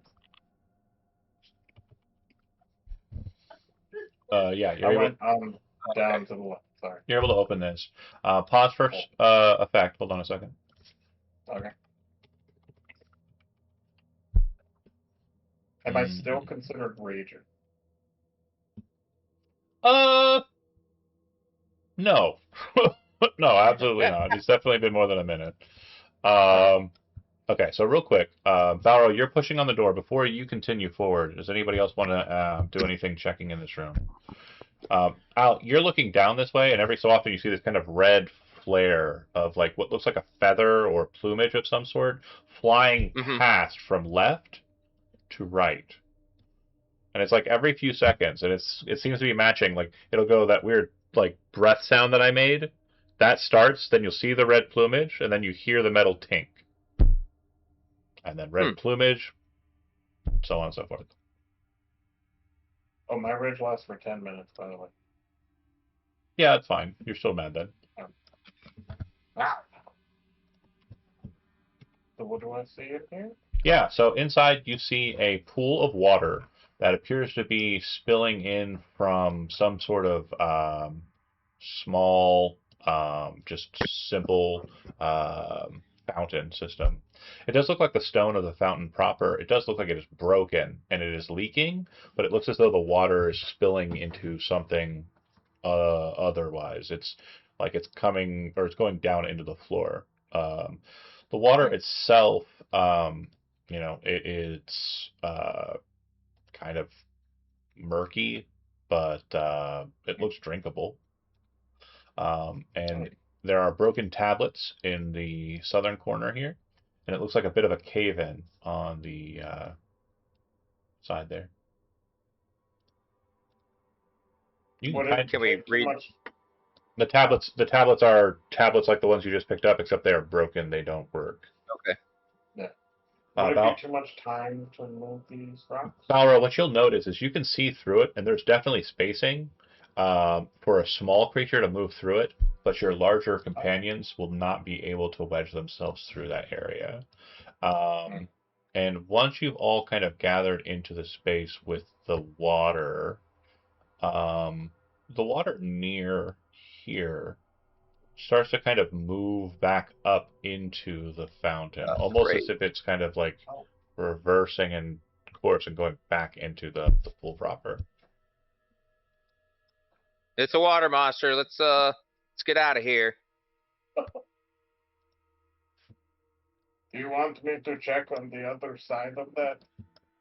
No, because noticing this water pooling back up, I think something may try to attack us here soon. Yeah, you're gonna get trapped if you go in there, for sure. All right. And then we close this door. I opened the door. Okay. Sorry, I gotta say math. I opened the door. Let's see it. Now down here, what's that? Oh, sorry. Oh, this door. Balra said they were opening a door. So. Okay. Yeah, this one is also a sturdier one. And as you're kind of pushing, it's not going. You feel like you're just on the verge of being able to get it to go. I know. I was one away. But Hold on. I'll be right back. Where are you going? I step on all the buttons. You step on all the buttons? All the buttons. Okay, great. So that is going to do click. You guys who stayed here and don't know where Balro went, the click sounds like it comes from just north of you, like this hallway to the north of you. Somewhere down that hallway has created a click effect. And then you step on the next one, you hear a click, and then you'd see this door open. I see it or they see it? They see the door We open. see it. You're just pressing all of the buttons. You didn't say you were really caring. You're just walking around. Bum, bum, bum, bum. It worked, Valro. This one will open, and you will stop hearing the thunk and metal tink sounds. And then last but not least, this door will open. Okay. You pressed all the buttons. Alright, I go back after pressing the last one. Good job, What did I do? Balro. You opened I this opened- door. This stuff stopped over here. Oh, this is passageway. Does it go up or down? Down. Let's go. Let's see what's in this room right here. Yeah, let's check. We go this. Balro, I got my shield out. When you go to this long hallway, you'll see that the door to the east is open, just like the door above. And then to the west, you can see that there are several needle trap shooters that are present there. Pause for a second, Al. They appear to have been what was releasing the darts that were making the sound. Yep. And they are no longer doing that. This wall has fallen away. Like there is just no longer a wall here. And inside is a very small alcove with a golden dragon statue seated on a plinth. It is completely and utterly identical to the one that Balro recovered. Oh, I'm sorry, Orlok recovered in the space above. I don't tell anyone about it, and I just walk away. Okay. Does anybody else? Because obviously, like, it's Attaboy. glowing. There's light coming out of that room. There's definitely a noticeable presence there. Yep. Check over here. I want to make sure another thing is clear that I said to Orlok when he recovered the other dragon. I'm not going to put it on your character sheet. I am noting that you have it. It is a quest item. Okay. So we need to get that thing at some point, because if we need to get one of them, we need to get all of them, don't we? Get it now. I don't know. I'm just saying what I said. Besides that, you can figure Okay, it well, out. I'm inferring what I infer, I guess. Yeah. Where is your broken pike? What? We need this statue. There's another one? Oh. Yes. I had an idea that we didn't try. Okay. What if we create a tensor's floating disk, which is perfectly flat, and we use it to slide from the side over top, so the button would constantly have pressure, and just push the dragon statue off? That sounds too complicated for me, but okay. Do it. That's outside my Let me pay step out grade. of the hallway. Let's let the wizard try some shit. I'm stepping out of the hallway. Over here. You do that. Do y'all want to give me ritual time, or should I cast a spell? No, do Like, it. can I take like You got 15 ritual minutes time. on this? You got ritual time. No, do it. Yeah. Ritual Okay. cast tensor's floating disk. Let's try this shit. Speed racing it through, it works exactly as you described it. You place the disc neatly underneath it in the cast, and then you pick up the statue.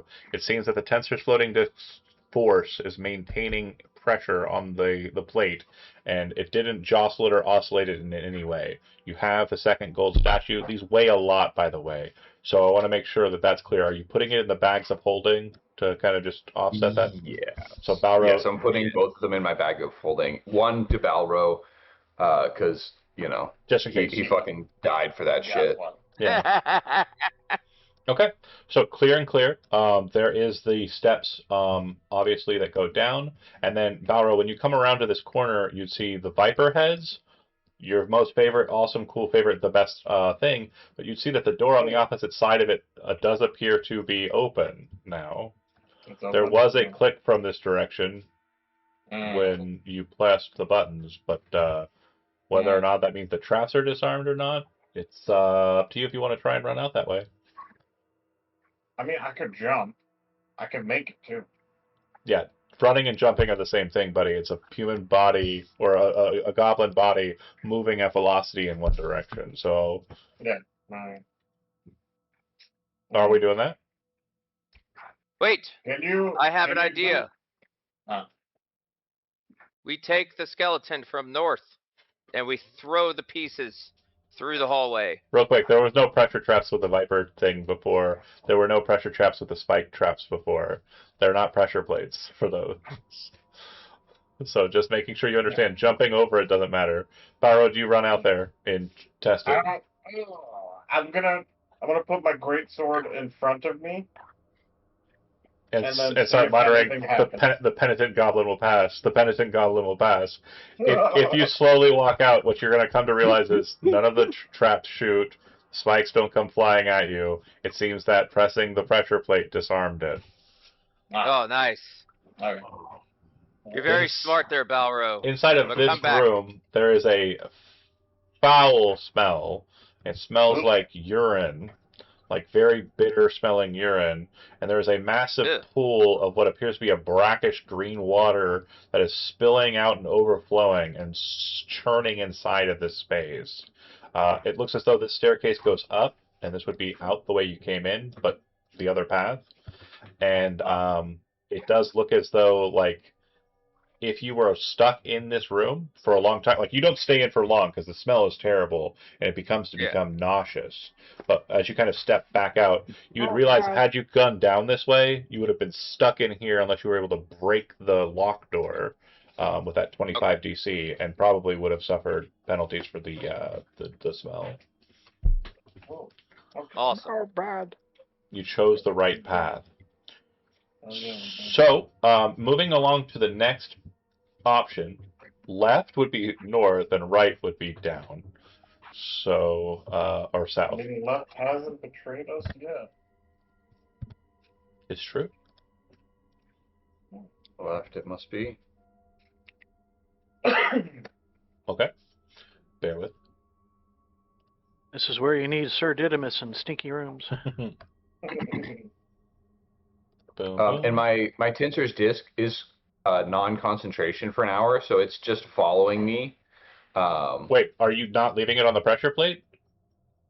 Is that going to activate a bunch of traps? That's No. going to activate No, a no, bunch no, of no, no, no. traps. I need to pause. I need to pause you. I asked you a question. I'm I not don't giving think you I get any. the choice. No, I'm not I giving don't you. think I get the choice. I think the way How, this spell how, works, it how far does it pulls stay with away me from you? after 30 feet. 20 feet. Okay, then 20, 20, we're 30 good. feet, something like that. What you will hear is when you're kind of moving away from it after Balrog's kind of like, done his thing, is that as you're making your way to the stairs, it becomes immediately necessary to choose, and you chose left because it does sound like something of like a bullish nature has just been unleashed from a secret compartment and was definitely trying to find whatever took the gold statue and kill it. So, cool. Okay. Okay. There is a Gorgon called out by somebody who's silly. That is now currently loose on the second floor. Or Yeah, third so floor. It's fine. Do we dip? Do we fight it? Do we? Honestly, it's not Go worth the deep. time. It's totally chill. We're moving to the next one. Yeah. No, we're good. We're good. We move on. Yeah. We're good. You chose the left path. We'll be fine. There is some of that water spilling over here. It definitely does have a bit of a funk to it, but it's not as foul or fetid as the pee-pee water. There's a dead body here. Looks like he has a hole just blown right through his chest. And the ribs and everything are just missing. The vertebrae is still barely holding it together, and it's just laid in the corner there. I hit it with my silver scimitar. Pop. So done. The door ahead of you appears to be one of the harder to break mechanisms. And I would say at about this point, Balro, your rage would wear off. It's been about 30 minutes in game time, so. Does anyone have guidance? I do not. Okay. Let me see. I gotta check if I have any bonuses. I don't think I do. Fuck it. We're gonna try. I mean, we get advantage because of the crowbar anyway. We're gonna attempt. We're gonna attempt to open it. Okay. We did it. No, I need a 25. Oh, I thought I the need 26. 19. Yeah. So you struggle against this. And as you're doing so, Orlok, you kind of look to the right as Balrog's kind of messing with the door, and this brazier just becomes much brighter. And after a few seconds of Balrog fucking with it, a burst of red-hot energy comes flying straight at you. Bear with me here. Fireball? No. Okay, that's good. Not fireball. At least it's not fireball. So These were not all fucked. just understand, it's going to say that someone is actually making this attack, but it's not the case. Just understand that this is a mechanism. It's just easier for me to do it this way. He's lying. It's a person. There is no person. They're in the walls. They're in the goddamn walls. All right, 25 will hit.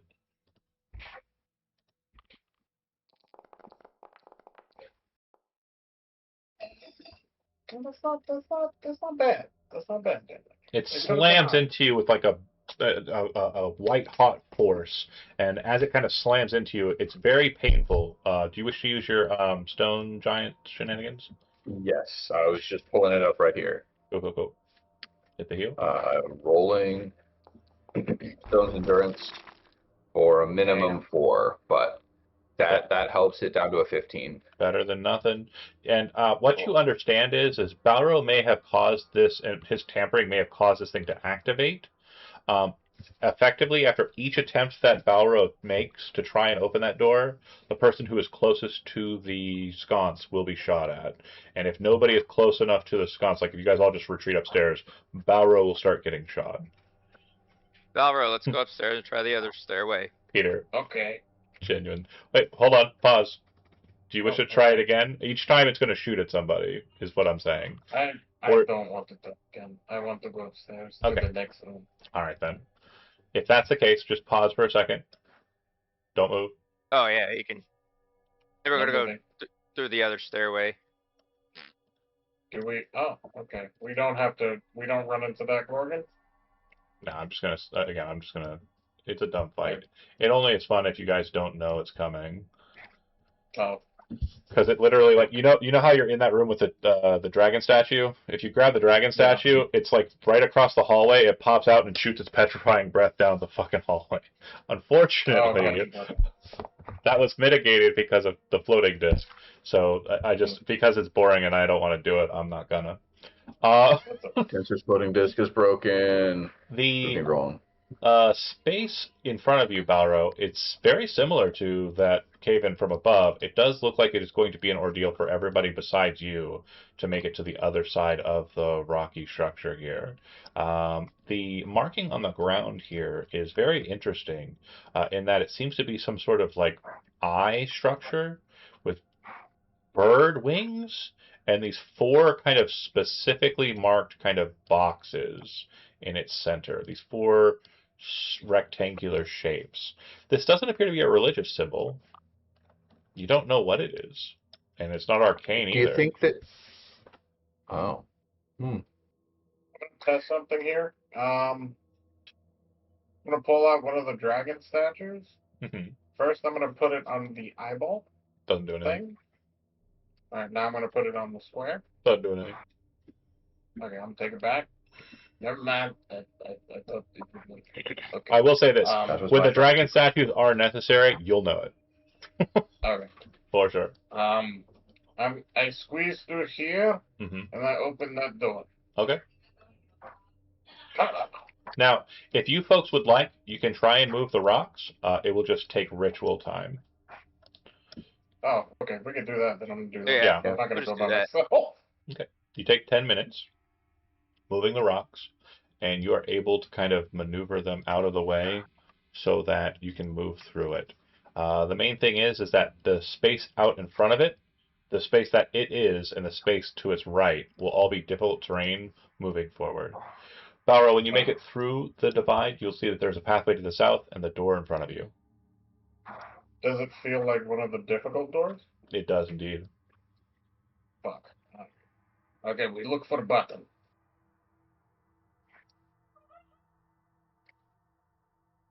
How about this? Everything is dark. It also This does, one yeah. here? Orlok, Both of them? do me a favor, Mhm. since nobody was focused. I want to make sure I explain this again. This looks like it does. Go ahead and just give me an investigation check. I mean, my initial... Oh, God. Not a clue. Jesus. Okay.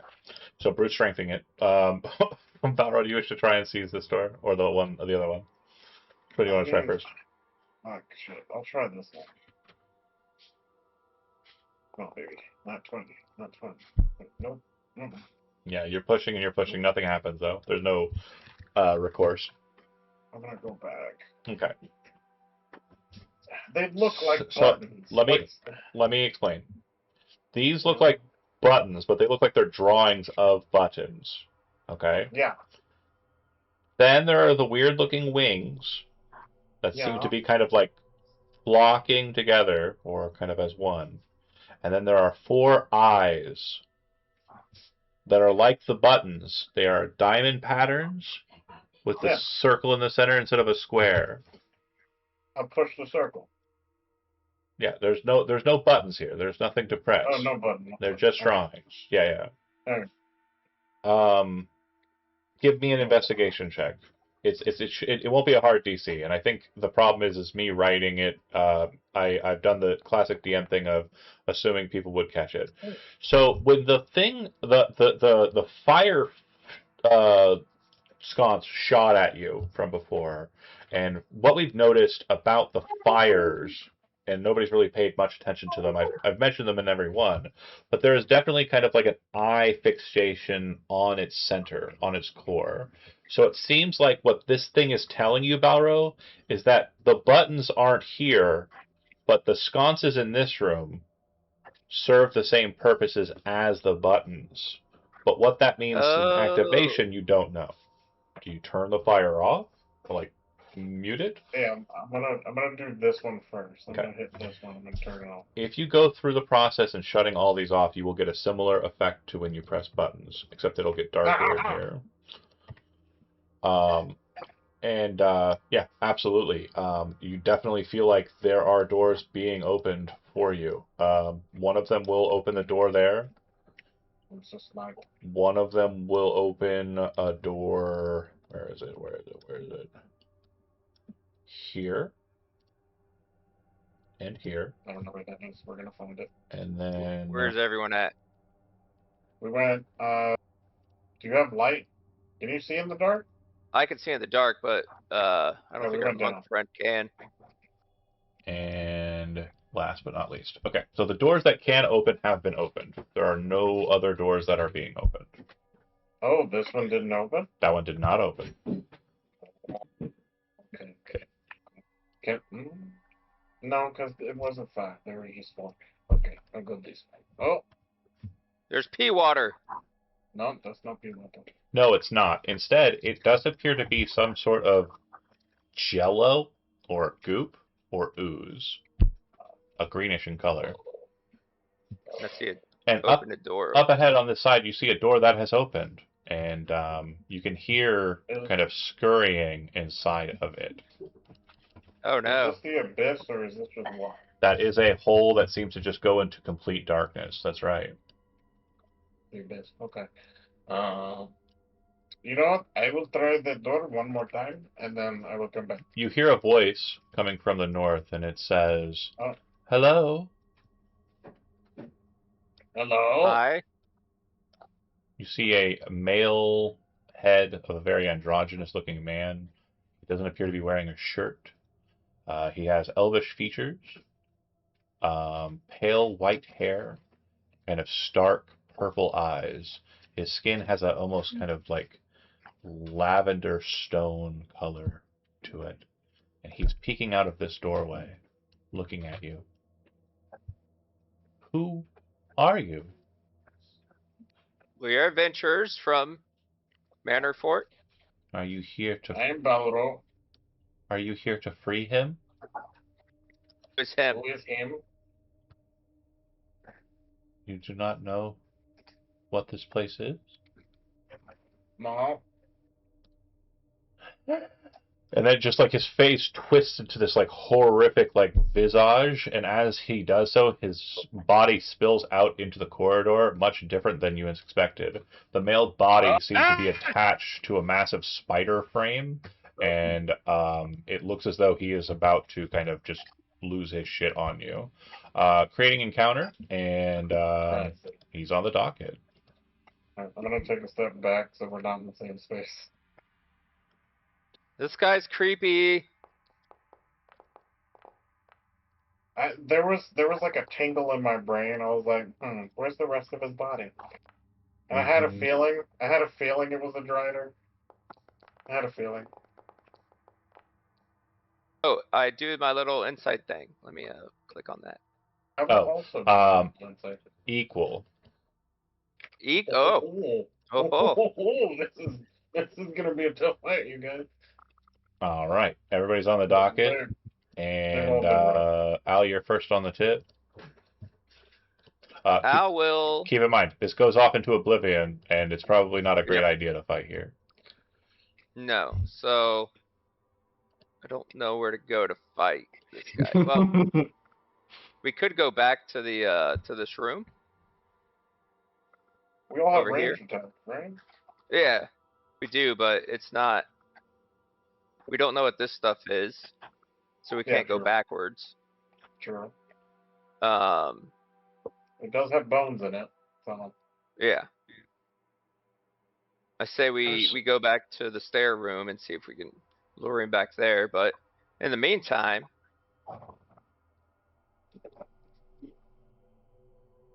I'm going to Very shoot nice. the guy. Cool.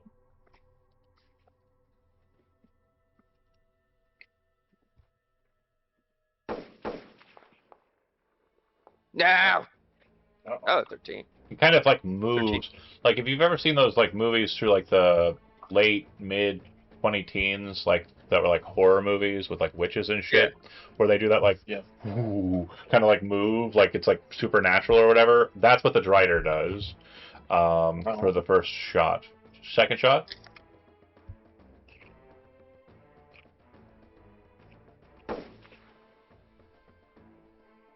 Hey.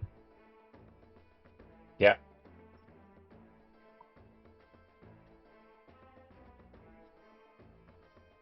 Let me savage that. Okay. Go with the 12. Cool. Yep. Anything else? This one I should have. What is sap? Advantage? Sap but- says I have disadvantage on my next attack. Okay. Oh, I'm sorry. That one's Yeah. supposed to be. Pistol, revolver, pistol, revolver means you're going to have advantage on your last shot if you hit the second shot. That'll Okay. hit. Gotcha.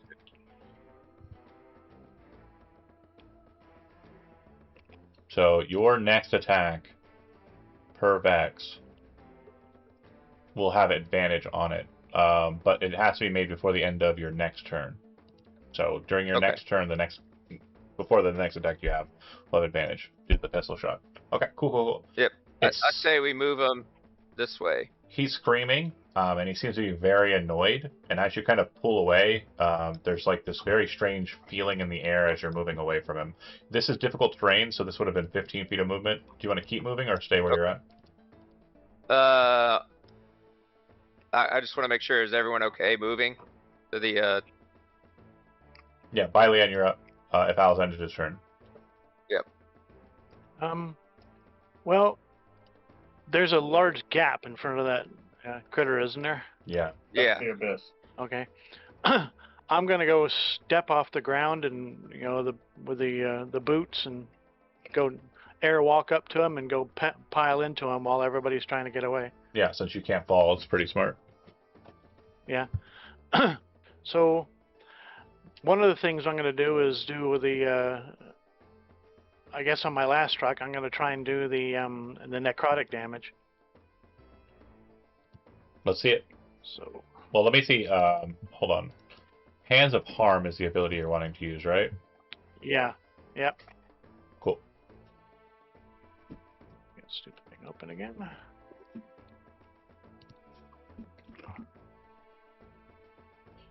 Attack.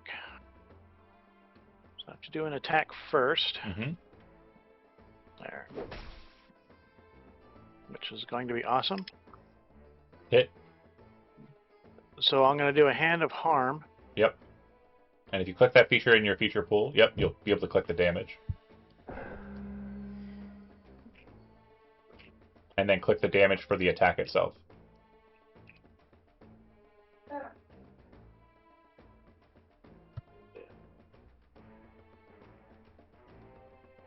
Scroll up a bit on the chat there. Yeah, Yep, you got yeah, it. I'm getting there. I believe in you. Didn't Boom, Oops. boom. Solid hits. And I guess I got a couple more strikes. Yep, The two more. next one I'm going to do is and what was the other one? Stunning. Yeah.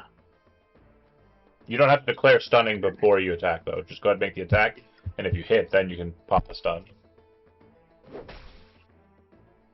That'll hit. And open that thing again. God, I keep closing the wrong thing.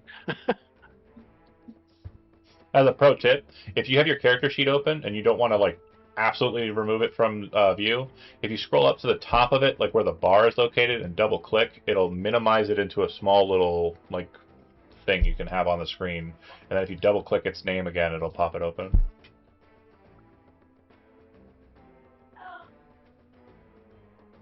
What was the other one I was trying to do? Stunning. Stunning, right? Which one's that called? Stunning strike. I don't see. Oh, there it is. It's sneaking up on me. You were stunned by me saying stunning. Okay. It is going to make a con save. It will fail. That was unexpected. Sweet. It is stunned. And damage. So I could. Roll me damage. Yep. Perfect. And then that's a pretty solid. And then you have a bonus action to still make a third attack if you'd like. Right. We'll do that. Do I get this in advantage? Yes, because it is stunned. Yes. Hit. Damage. So, no, I guess it's not a critical hit, is it? No. No. Right. Yeah, Al crits on a 19 because he's a champion. Yeah. Yeah. With this So- right here. Al, you kind of like pop, and then kind of brush off to the side as you're kind of dipping into cover. You're like, come on, let's get. And then you see Bailan kind of just like push off the ground, flying straight at it, leading in with a punch that like is kind of covered with this like dark energy. Spins around with the next punch in the face. It kind of clocks the Drider, and it's like, ugh, and then kind of brings this axe kick over his head, slamming into the creature, kind of causing it to back away a little bit from the edge. It looks like Bailan does not give a fuck about gravity. It will go to the Drider, who also could give a fuck less about gravity or consciousness, for that matter. It'll go to Orlok. Okay. I'm gonna do something, and we're gonna see if it works. Yeah. Oh, that was awesome. That was I got absolutely a rad. decanter of endless water, and it has a feature called Geyser Yeah. that gushes in a line 30 feet long and 1 foot wide. I can aim it in a direction, and then one creature of my choice in that line must succeed on a DC 13 Strength save Okay, or go prone. So I'm trying to basically knock it over got it. into the void. Yeah. So, it is currently stunned, so it will get pushed. Let's see. Go ahead and click it for me real quick. Okay. And I think it just does. Stun doesn't have a strength saving throw. Stun doesn't have any inhibitor on strength saving throws, so it's going to have its normal benefit for it then. So normal. It'll succeed. Oh. So yeah, it seems to be kind of like pretty well planted in its spot. So as it's kind of getting slammed with the water, it just kind of aches it. While it's distracted, I can sneak. I can back off. Yeah. Well, also too, like it's stunned. If you wanted to move away from it by land, you could have, if you wanted to. I'm absolutely going to. I'm going to go and. You got to do Move. it one at a time and then around the corner. So move it to the first spot but and then move it to the second. grief, Alright. it won't move at all. Is the problem. Just move Stuck. once. Yeah, well, it won't move Oh, once. Do you have a ruler selected? I shouldn't. It's been working fine just so far. Okay, so I've moved you. You should be. No, you're on a ruler. I just saw you do it. Yeah, you need to switch up at the top. I don't know how that ended up being the case. Okay, Orlok, you hit it with the geyser and then back away. Honestly, this thing's bloodied. I don't know if you guys. You selected the ruler. Oh. Again. What's going on, Peter? I can't Oh. see it, buddy. I'm Up in just the trying to go around the corner here. yeah, up in the top left. Do you see how it Yeah. has the little man selected? Like you want the little Yep. man selected, and then next to it you want the little square selected. Once you have that, go grab the guy, and you should be able to be moved. No. There's no way that's no. Okay, once you have your token, like select your token, and then on your D-pad, like your directional pad, just press right.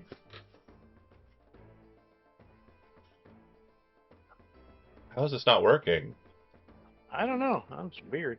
It was working just fine for the longest time. Next thing I know, it's not working. Palro, you have two options. Orlok shoot it with water, then ran away. Byland looks like There he he's goes. retreating as well. This thing's bloody. Do you wish to...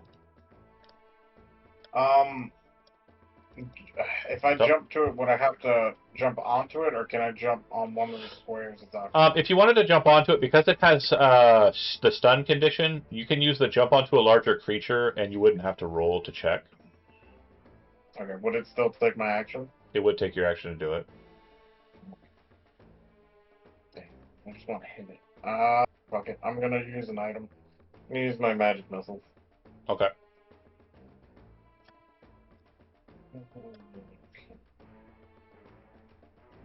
It's 1, 2, 3,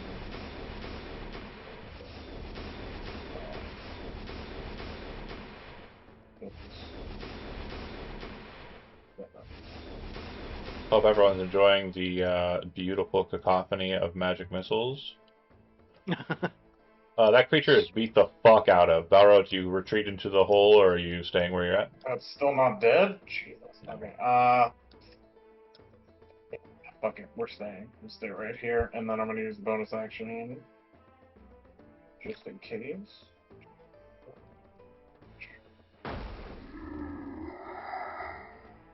Alright, that's it. Al, you're up. It is still stunned, Alright. and you are up. What do you want to do? 1, 2, 3, 4. So you're at 20 feet of movement already. Do you have advantage on this attack? Well, it's stunned. Do you have advantage? You have advantage on all attacks. Yep. Kill! Rattled its cage.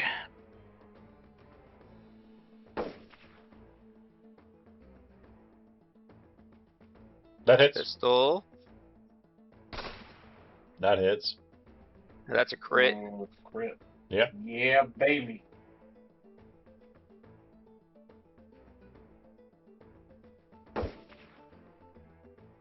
Two crits. Ooh, he did. It's not looking good for the Drider. It is not.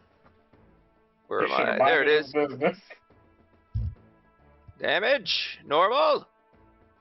So, like, it's hit by Bylieanne, sprayed with water, and once all that's done, it's got, like, the stars overhead, the Tweety birds.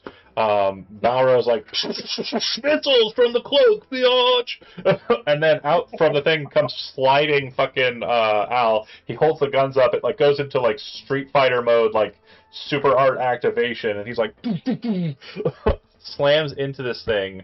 You hit it in the chest. It's, like, The kind of normal one. brought to reality for a second. The next shot hits it dead into its face, and you're pretty sure you blew like half of its face off. And then the last one hits directly in the abdomen with such force it blows the human part of it off of the spider, causing the human portion or humanoid portion to fly into the hole. It Like is America.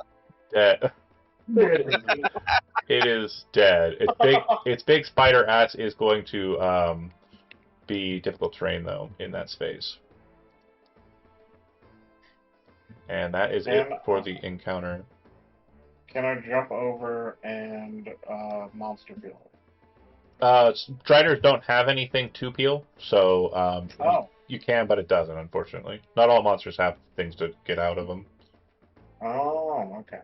Okay, never It mind. just blew the shit out of its appeal. Isn't it? Yeah, man. Also I go, fair. can I use your disc to ride across this canyon?